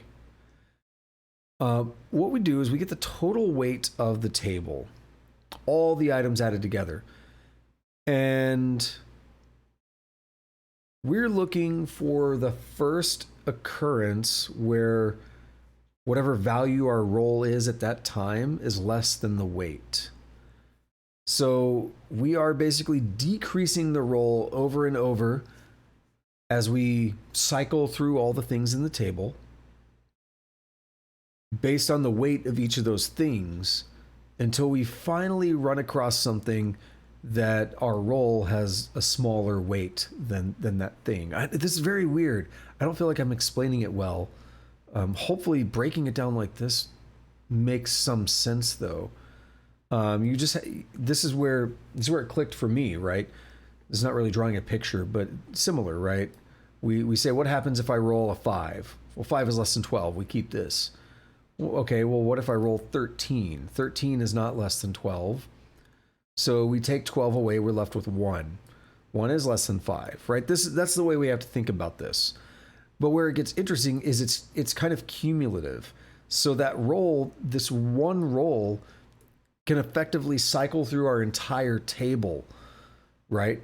Because it's based on the total weight of the table. That's the tricky part, but it actually works pretty well. I'm not going to try to break this down anymore. Hopefully that made sense.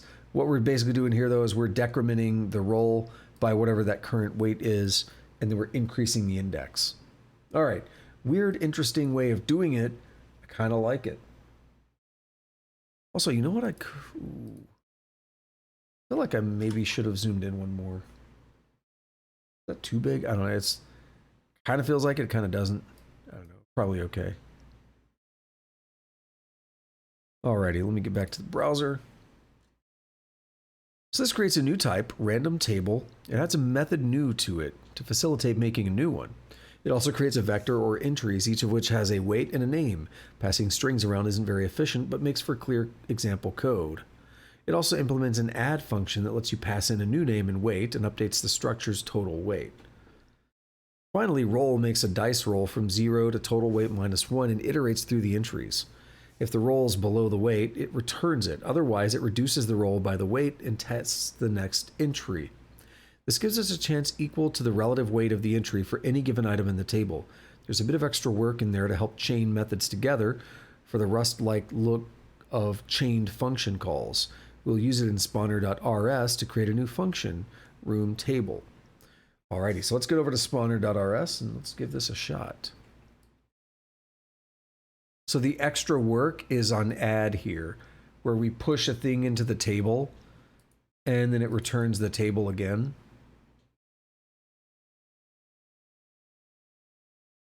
Although I've done a couple builder pattern kind of things, and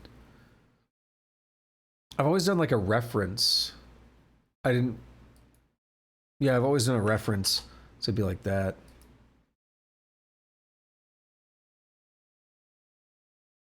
Missing lifetime. Oh, we're getting funky. Well, also, I just tried to literally slap 2 references on there. I didn't even put one on the end mute.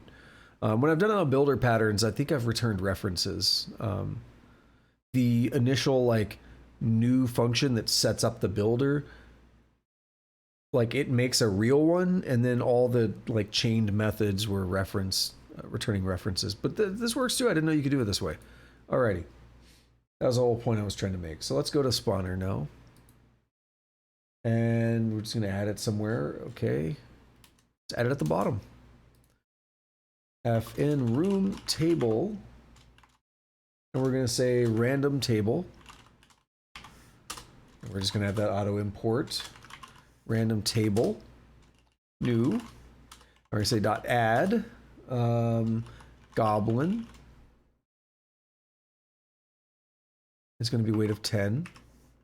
Now we're going to be lazy and we're going to say add with some empty quotes like that. And I'm going to add a few more lines like that. Now we're going to say orc 1, health potion 7, fireball scroll 2, confusion scroll also 2, and magic missile scroll also 2.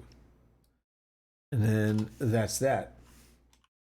So then we return this random table, and we're not using it anywhere yet, but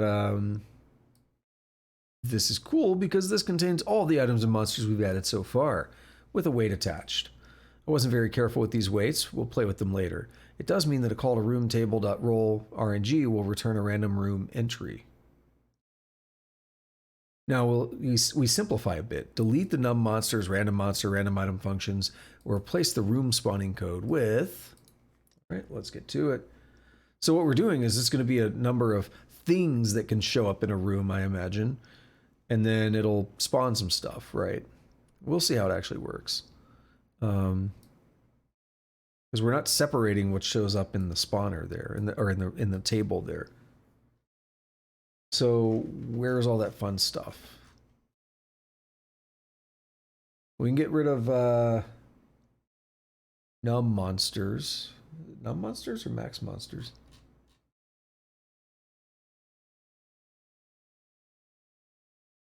Random monster, random item functions are gone. Okay. Where are they at? Random item. Random monster. And this here. Okay. So spawn room is going to be modified, so I got to kind of go line by line a little bit. First thing we're going to do is we're going to get a spawn table. And we're going to change these spawn points around a little bit. So let spawn table equal room table. It's going to be let mute spawn points equal hash map usize string. Well, hash map new. So we're probably going to be saving the index there and mapping it to what we're spawning. That's going to be my guess. Now we're going to delete these. It's going to make some things mad, but that's fine. We haven't brought in hash map, so let's do that.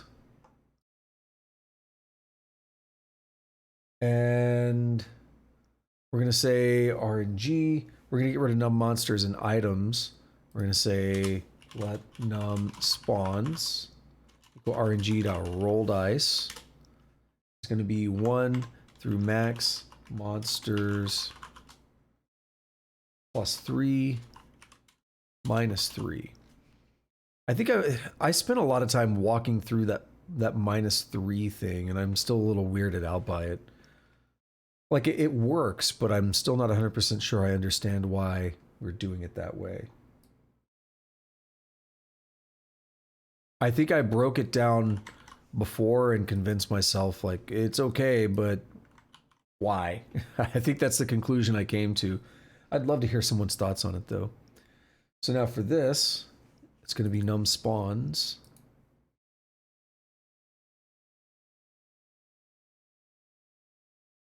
And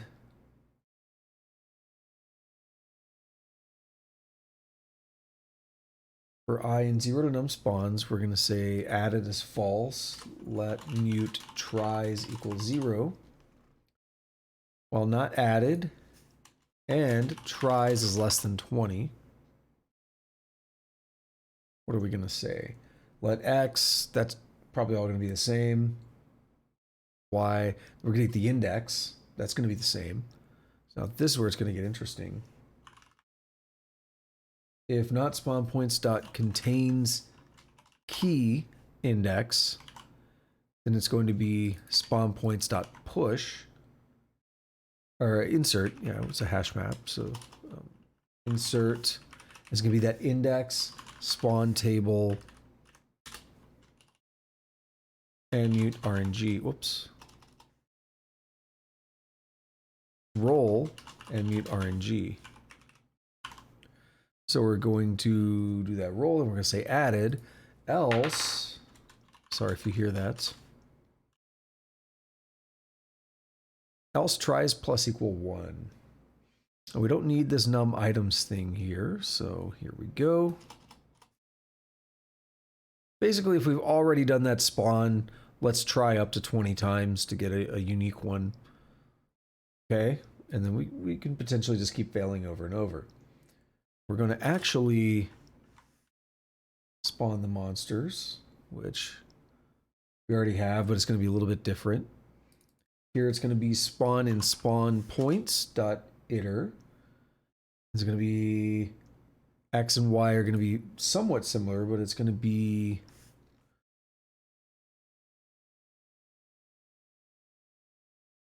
spawn like that, and it's going to be spawn.0.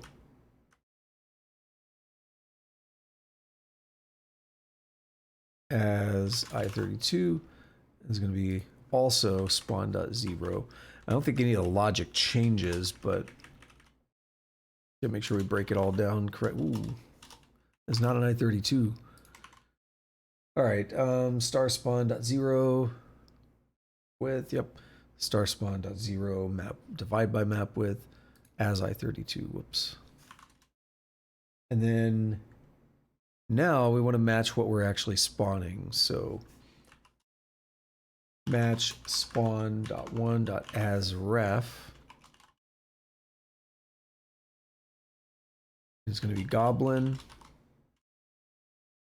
goblin, CSXY. Now we're going to have to do this for all of the things. So I'm going to say orc, health, fireball, confusion, magic missile. And I'm going to change the function.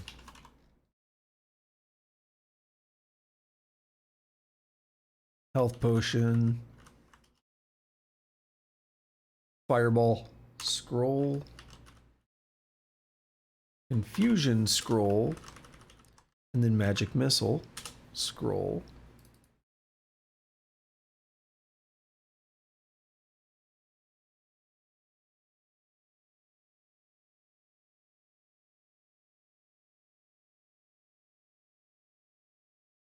And finally, health potion.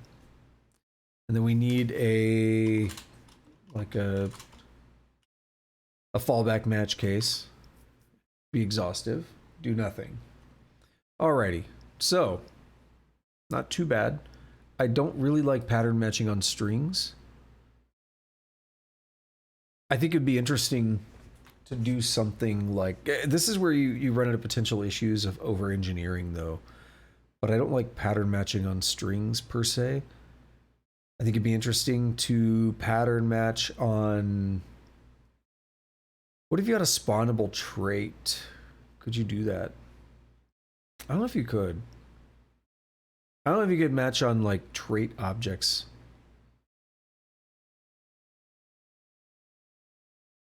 That's almost getting very OOP. Object-oriented programming. Because what I was thinking is, what if you had like something that was spawnable, and then they could be like a monster enum and a an item enum, like the scrolls and potions and stuff. Um, Pattern matching on strings can be useful. I mean, it is useful. I do it when I need to, but it feels fragile to me. I mean, okay, rather than going like, yeah, no, I went the wrong direction with that. We don't need like traits and stuff. See, this is where I was like, you over engineer. Simple.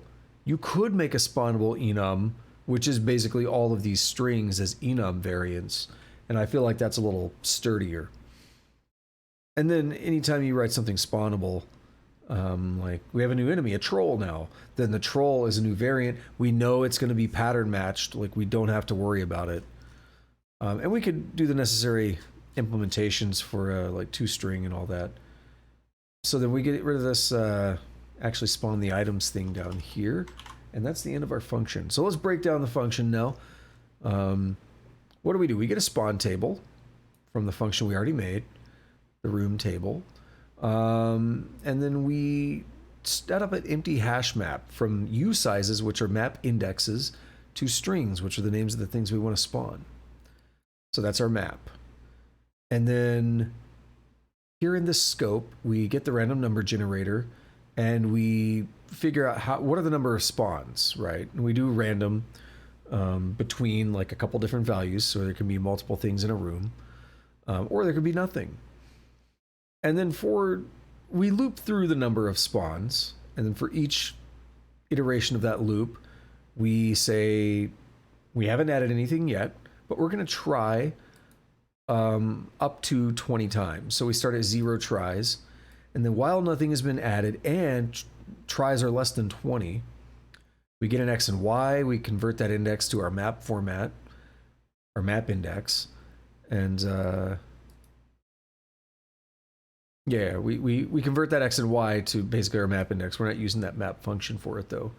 But then we say, hey, if the spawn points does not contain that key, then add the key and pick a random thing from the spawn table. And then say we've added something. Otherwise, increment the number of tries, and then we just keep looping this until one of these breaks. We've either added something or we've ran out of tries. Alrighty. Then we spawn everything. We literally just loop through that hash map, and we convert this X and Y into, like, we basically rip the X and Y index apart, the map index into an X and Y value rather. And we do a match statement on the different things we could spawn. A goblin, an orc, a health potion, a fireball scroll, confusion scroll, magic missile, and we spawn the according thing, whatever we're supposed to be spawning. Now, that's a big old mouthful, but it's not bad. So let's take a look at what's going on here. So let's work through this. The first line tells the Rust linter that we really do like to check a hash map for membership. That we really do like to check. Okay.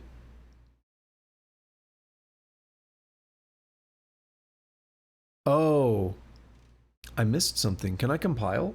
I didn't realize that there's an allow Clippy map entry. Let's take a look at it. Apparently I'm dead. Cargo run. Yeah, I mean, we can still play, but I think Clippy's going to be complaining about the map entry. There, I was like, break something? We're not getting many spawns. And then we get 2 potions.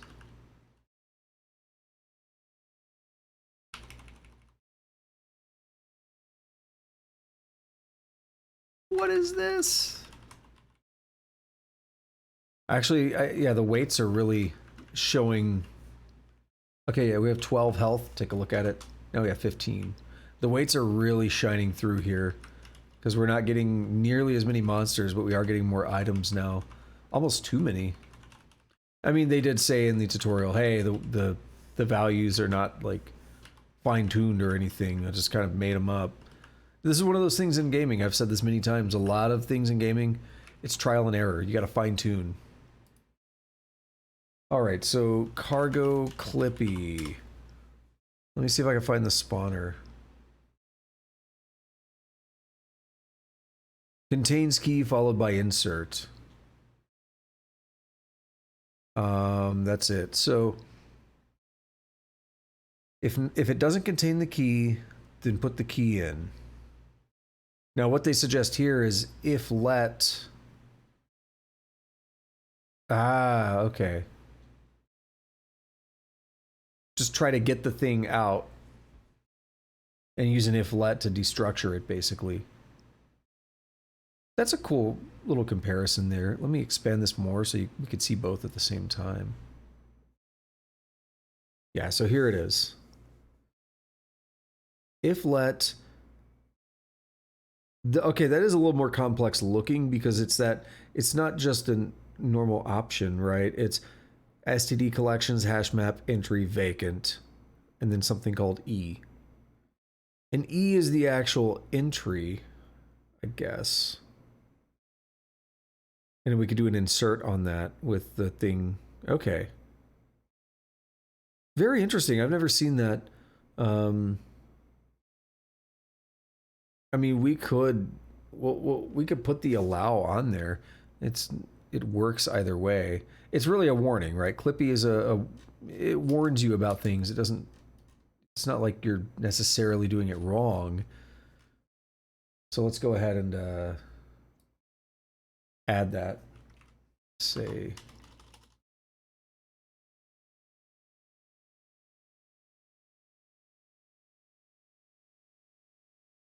checks for uses of contains key plus insert. Yeah. It's not like it's just broken. It still works, obviously, but Clippy is just there to say, hey, this would be more idiomatic, or this would be better, or what. I'd like to look more into this. So there's a website where you can look at all the Clippy lintings and basically see the justifications for them.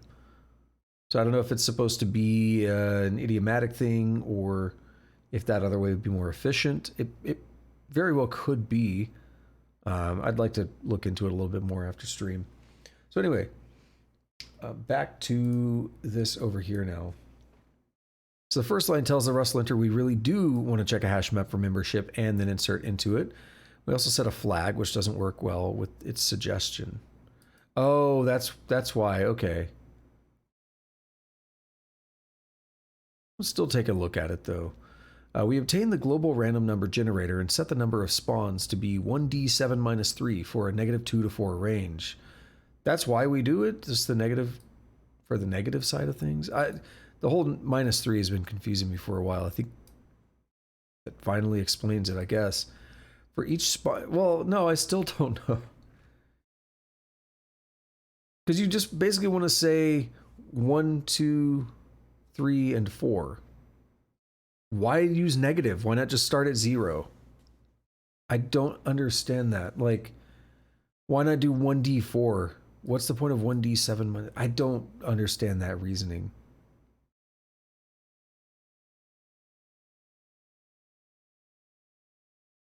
Well, no, they want... Okay, no, I see. No, now that I'm saying it, it does make sense. You're saying it's a way to add some zeros in there, basically. So there's 3 that can say, all right, we're not going to spawn anything. -2, -1, and 0 don't spawn anything. That's how we get our empty rooms. Right. Because we're not, like, doing a roll. We're not matching against something that's a spawn nothing. Okay, fine, I'll buy it for now. For each spawn above 0, we pick a random point in the room. We keep picking random points until we find an empty one. Or we exceed 20 tries, in which case we can give up. Once we find a point, we add it to the spawn list with a location and a roll from our random table. Then we iterate the spawn list, match on the roll result, and spawn monsters and items. Yep, that's it. It's definitely cleaner than the previous approach, and now you're less likely to run into orcs and more likely to run into goblins and health potions. A quick cargo run shows you the improved spawn variety, which we just looked at, so I'm not going to do it again. Increasing the spawn rate as you delve. They gave a nicer distribution, but didn't solve the problem of later levels being the same difficulty as earlier ones. Quick and dirty approach is to spawn more entities as you descend. That still doesn't solve the problem, but it's a start. We'll start by modifying the function signature of spawn room to accept the map depth. Then we'll change the number of entities that spawn to use this. We'll have to change a couple calls in main.rs to pass in the depth. And then if we cargo run, it's going to be a little bit different. Okay, so we can do all that real quick. And we're almost done. We're about to wrap up. Exciting. So spawn room is going to take... Oh, something... Okay, there it's fixed. Something weird happened. I'm going to take in map, depth. Why do I like to put an S on depth all the time? Map depth I32. Let num spawns equal... Okay, so it's definitely a little bit different. Where was it? I just saw it. 1, max monsters plus 3. And then instead of that, it's going to be map depth -1, -3. Still the -3 going on. So we get those 2 negative values as well. And then in main, we're going to be... It's going to be yelling at us. This is going to be... Do we have the world? Yeah, we have the world map. So it's just going to be... Oh no, in this case... No.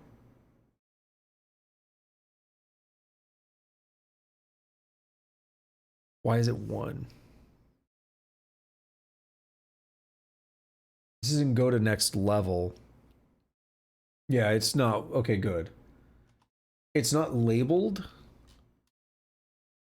but I know that's wrong. This is hard-coded 1. It's not labeled, but you're doing this in 2 places in main. And I was like, that shouldn't be hard-coded. So here, they say let world map. So see, now we're doing the thing. Can I not do...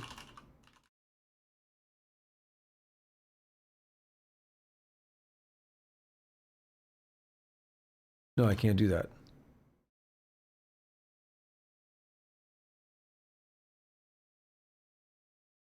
Oh, it's depth.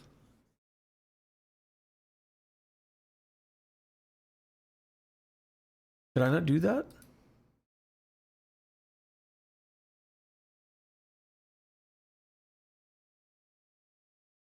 Current depth. They're doing it slightly differently. So this is another one of those times where they kind of had a justification for what they're going for. This will look weird if I do it this way. So here's what we have. We have the world map here. They also define current depth in here. So current depth equal world map resource dot depth. The same thing, right? Except the let is actually out here. So then what they say is let current depth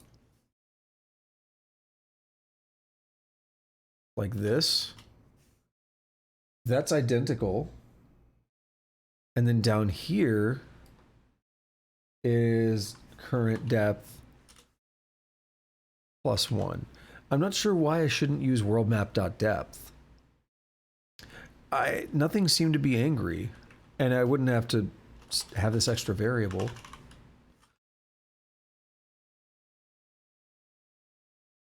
Yeah, nothing seems angry about it. I mean, it's just an I32. We're just copying it. It doesn't have to be a reference or anything. I'll go with what they have. It's still a tiny modification on what they have, but it should be fine. The tiny modification part being, well, no, that's identical, but the different part is still being the way that I'm flowing world map out of the block there. And now we can cargo run.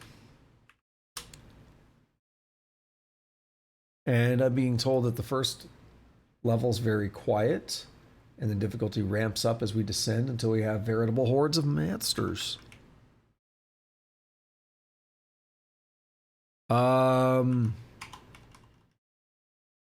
What? Did I make a typo? What was that? Or is that just terrible luck?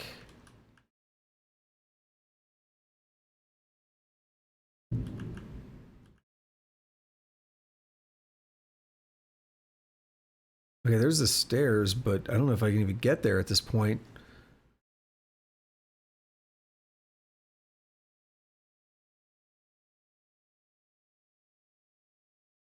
So that was supposed to be relatively quiet, huh? I mean, random bad luck rolls can happen like that, but that was ridiculous.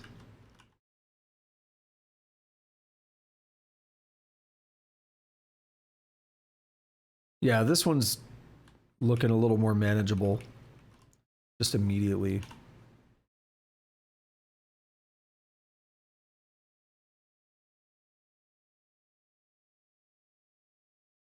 It should start ramping up. Oh yeah, let's do this. Thunder on the way. Ooh. That shook everything here. You know, you like see that big thunder, or that big lightning. You like see it, you're like, oh, I know that one's gonna be beefy. Trying to see how the spawns go once we get a little deeper without dying. Lots of potions, that's good. So what we're gonna notice, we are gonna get a lot of potions. That's how we have our deal set up. We're gonna get a lot of everything, basically, the deeper we go. So what is this? Dude, I can't read that.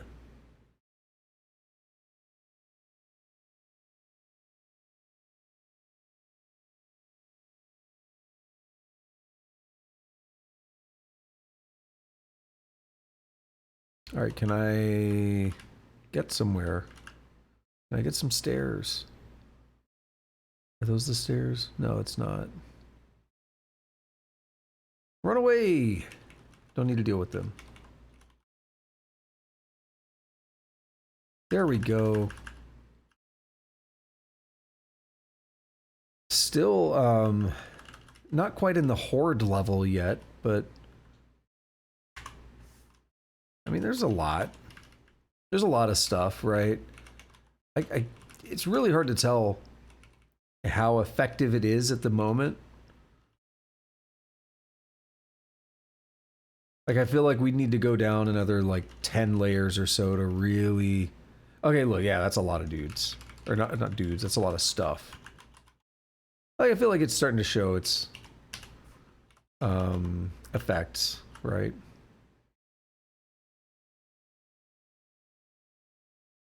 Yeah, this place is getting pretty packed.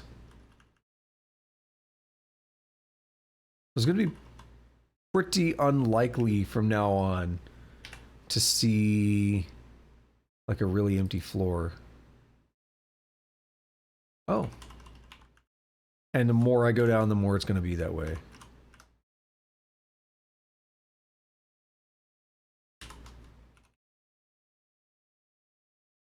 But it's, you know, it's got the effect of giving us a bunch of scrolls and stuff.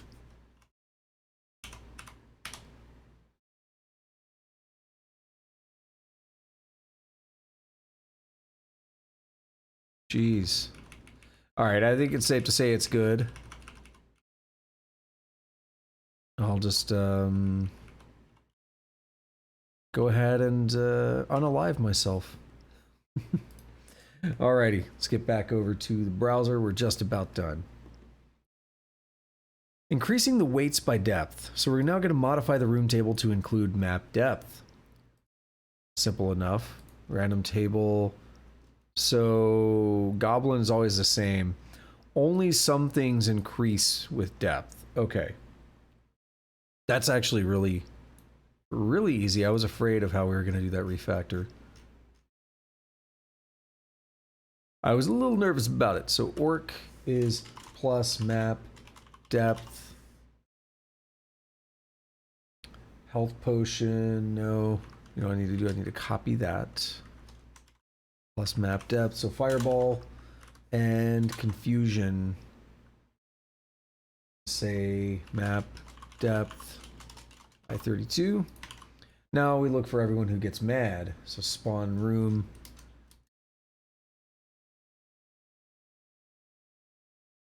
Oh, whoops. I put that in the wrong place. I just saw the parentheses. I ran with it. I was like, why is that mad?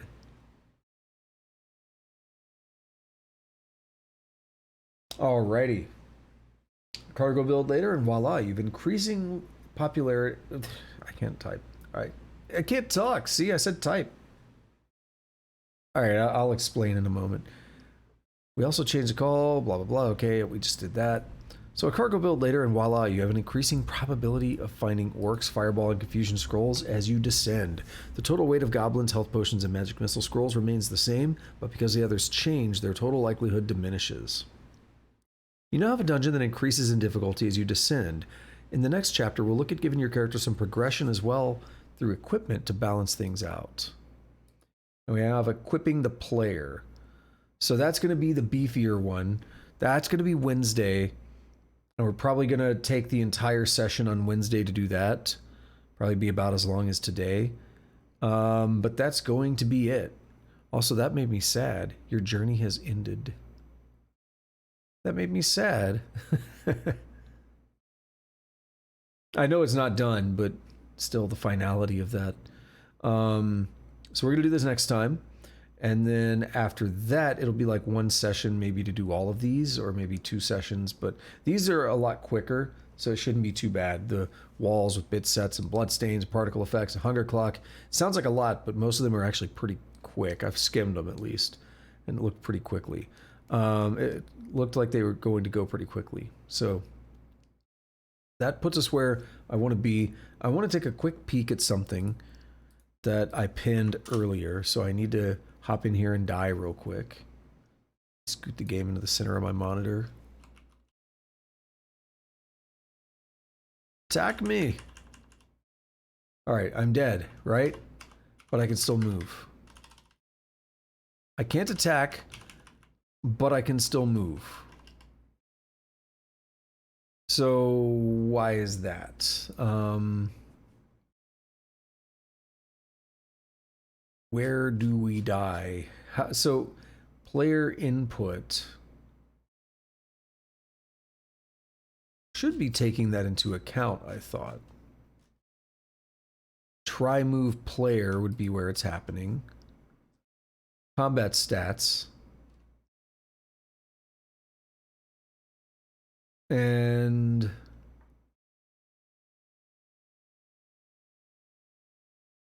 so we're attacking with the combat stats, but if map is not blocked, I'd like to take a look at their finished code for.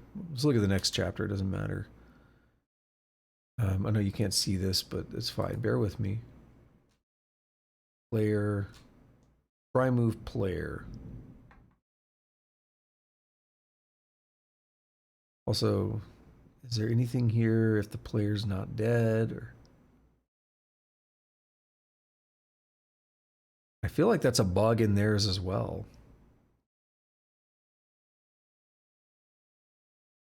I'm probably gonna clone down one of these projects and just like do some comparisons, because I'm a little bit concerned about that. But what I'm looking at on their end is the map is not blocked. The player just moves. The only stuff with the combat stats here, we get those, and we're checking the target if we're attacking something. Now in the damage system, let's check the damage system. That's where we actually die. Run state, game over. Have I somehow missed that? Or did they add that? Oh, wait. Am I literally just getting one lesson ahead? Oops.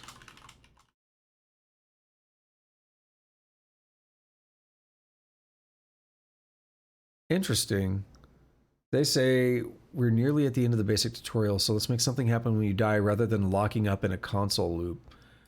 Last I checked, we're not locking up in a console loop. I can just walk around. What I'm gonna do is I'm gonna clone down the finished code from the difficulty chapter that we just did.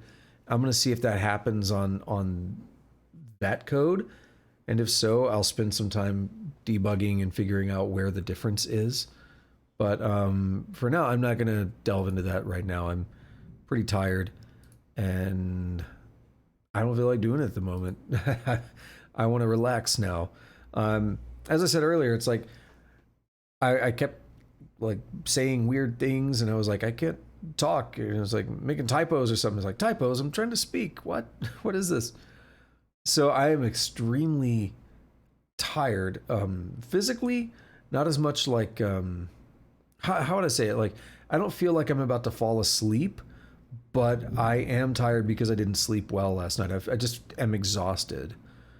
I guess is what I would say. Kind of more mentally than anything at the moment. If I really want to break it down, I don't feel like I'm going to fall asleep, but I probably could go fall asleep. I did not sleep well last night. Not a good night. So yeah, just not fun stuff. Weird, weird work related, like dreams and stuff, and not fun. I did not sleep well. I probably got about 3 hours of sleep over the whole night. So that's where I'm at. So, like I said, if there's all kinds of like weirdness and disjoint and everything, like disjointed thoughts or whatever, that's probably why. I hate blaming it on something like that, but yeah, this is where it is. Sometimes it's like that. So that's gonna be it for today. Glad to get through those two sections. That's what I was aiming on finishing. I probably will take a look at the other stuff I already mentioned after stream here. And then I'll be back on Wednesday with another one. So as I always say, thank you to anyone who shows up. I do appreciate it. Had a pretty decent session today. If you like this kind of stuff, you want to see more, hit the follow button. If you're watching this in the future on YouTube, congrats on being in the future. And you can do all the fun YouTube stuff. You could lick the like button, kick that subscribe button, and notification bell. Leave a comment. I've had some pretty good conversations going on in the comments on some of these videos lately because I do respond to them if I can. Sometimes it takes me a day or two because I got so many things that I'm always, wrapped up in, but I'll try to get around to it. Like I usually within a couple of days I'll respond to the comments, and like I said, we have some pretty good conversations going on down there.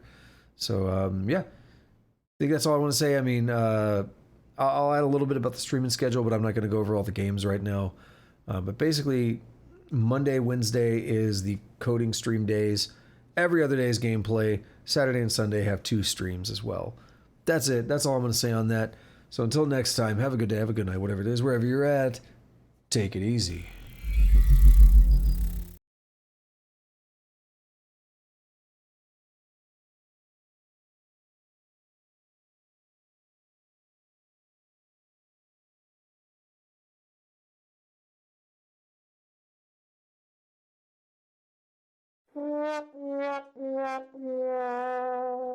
NANI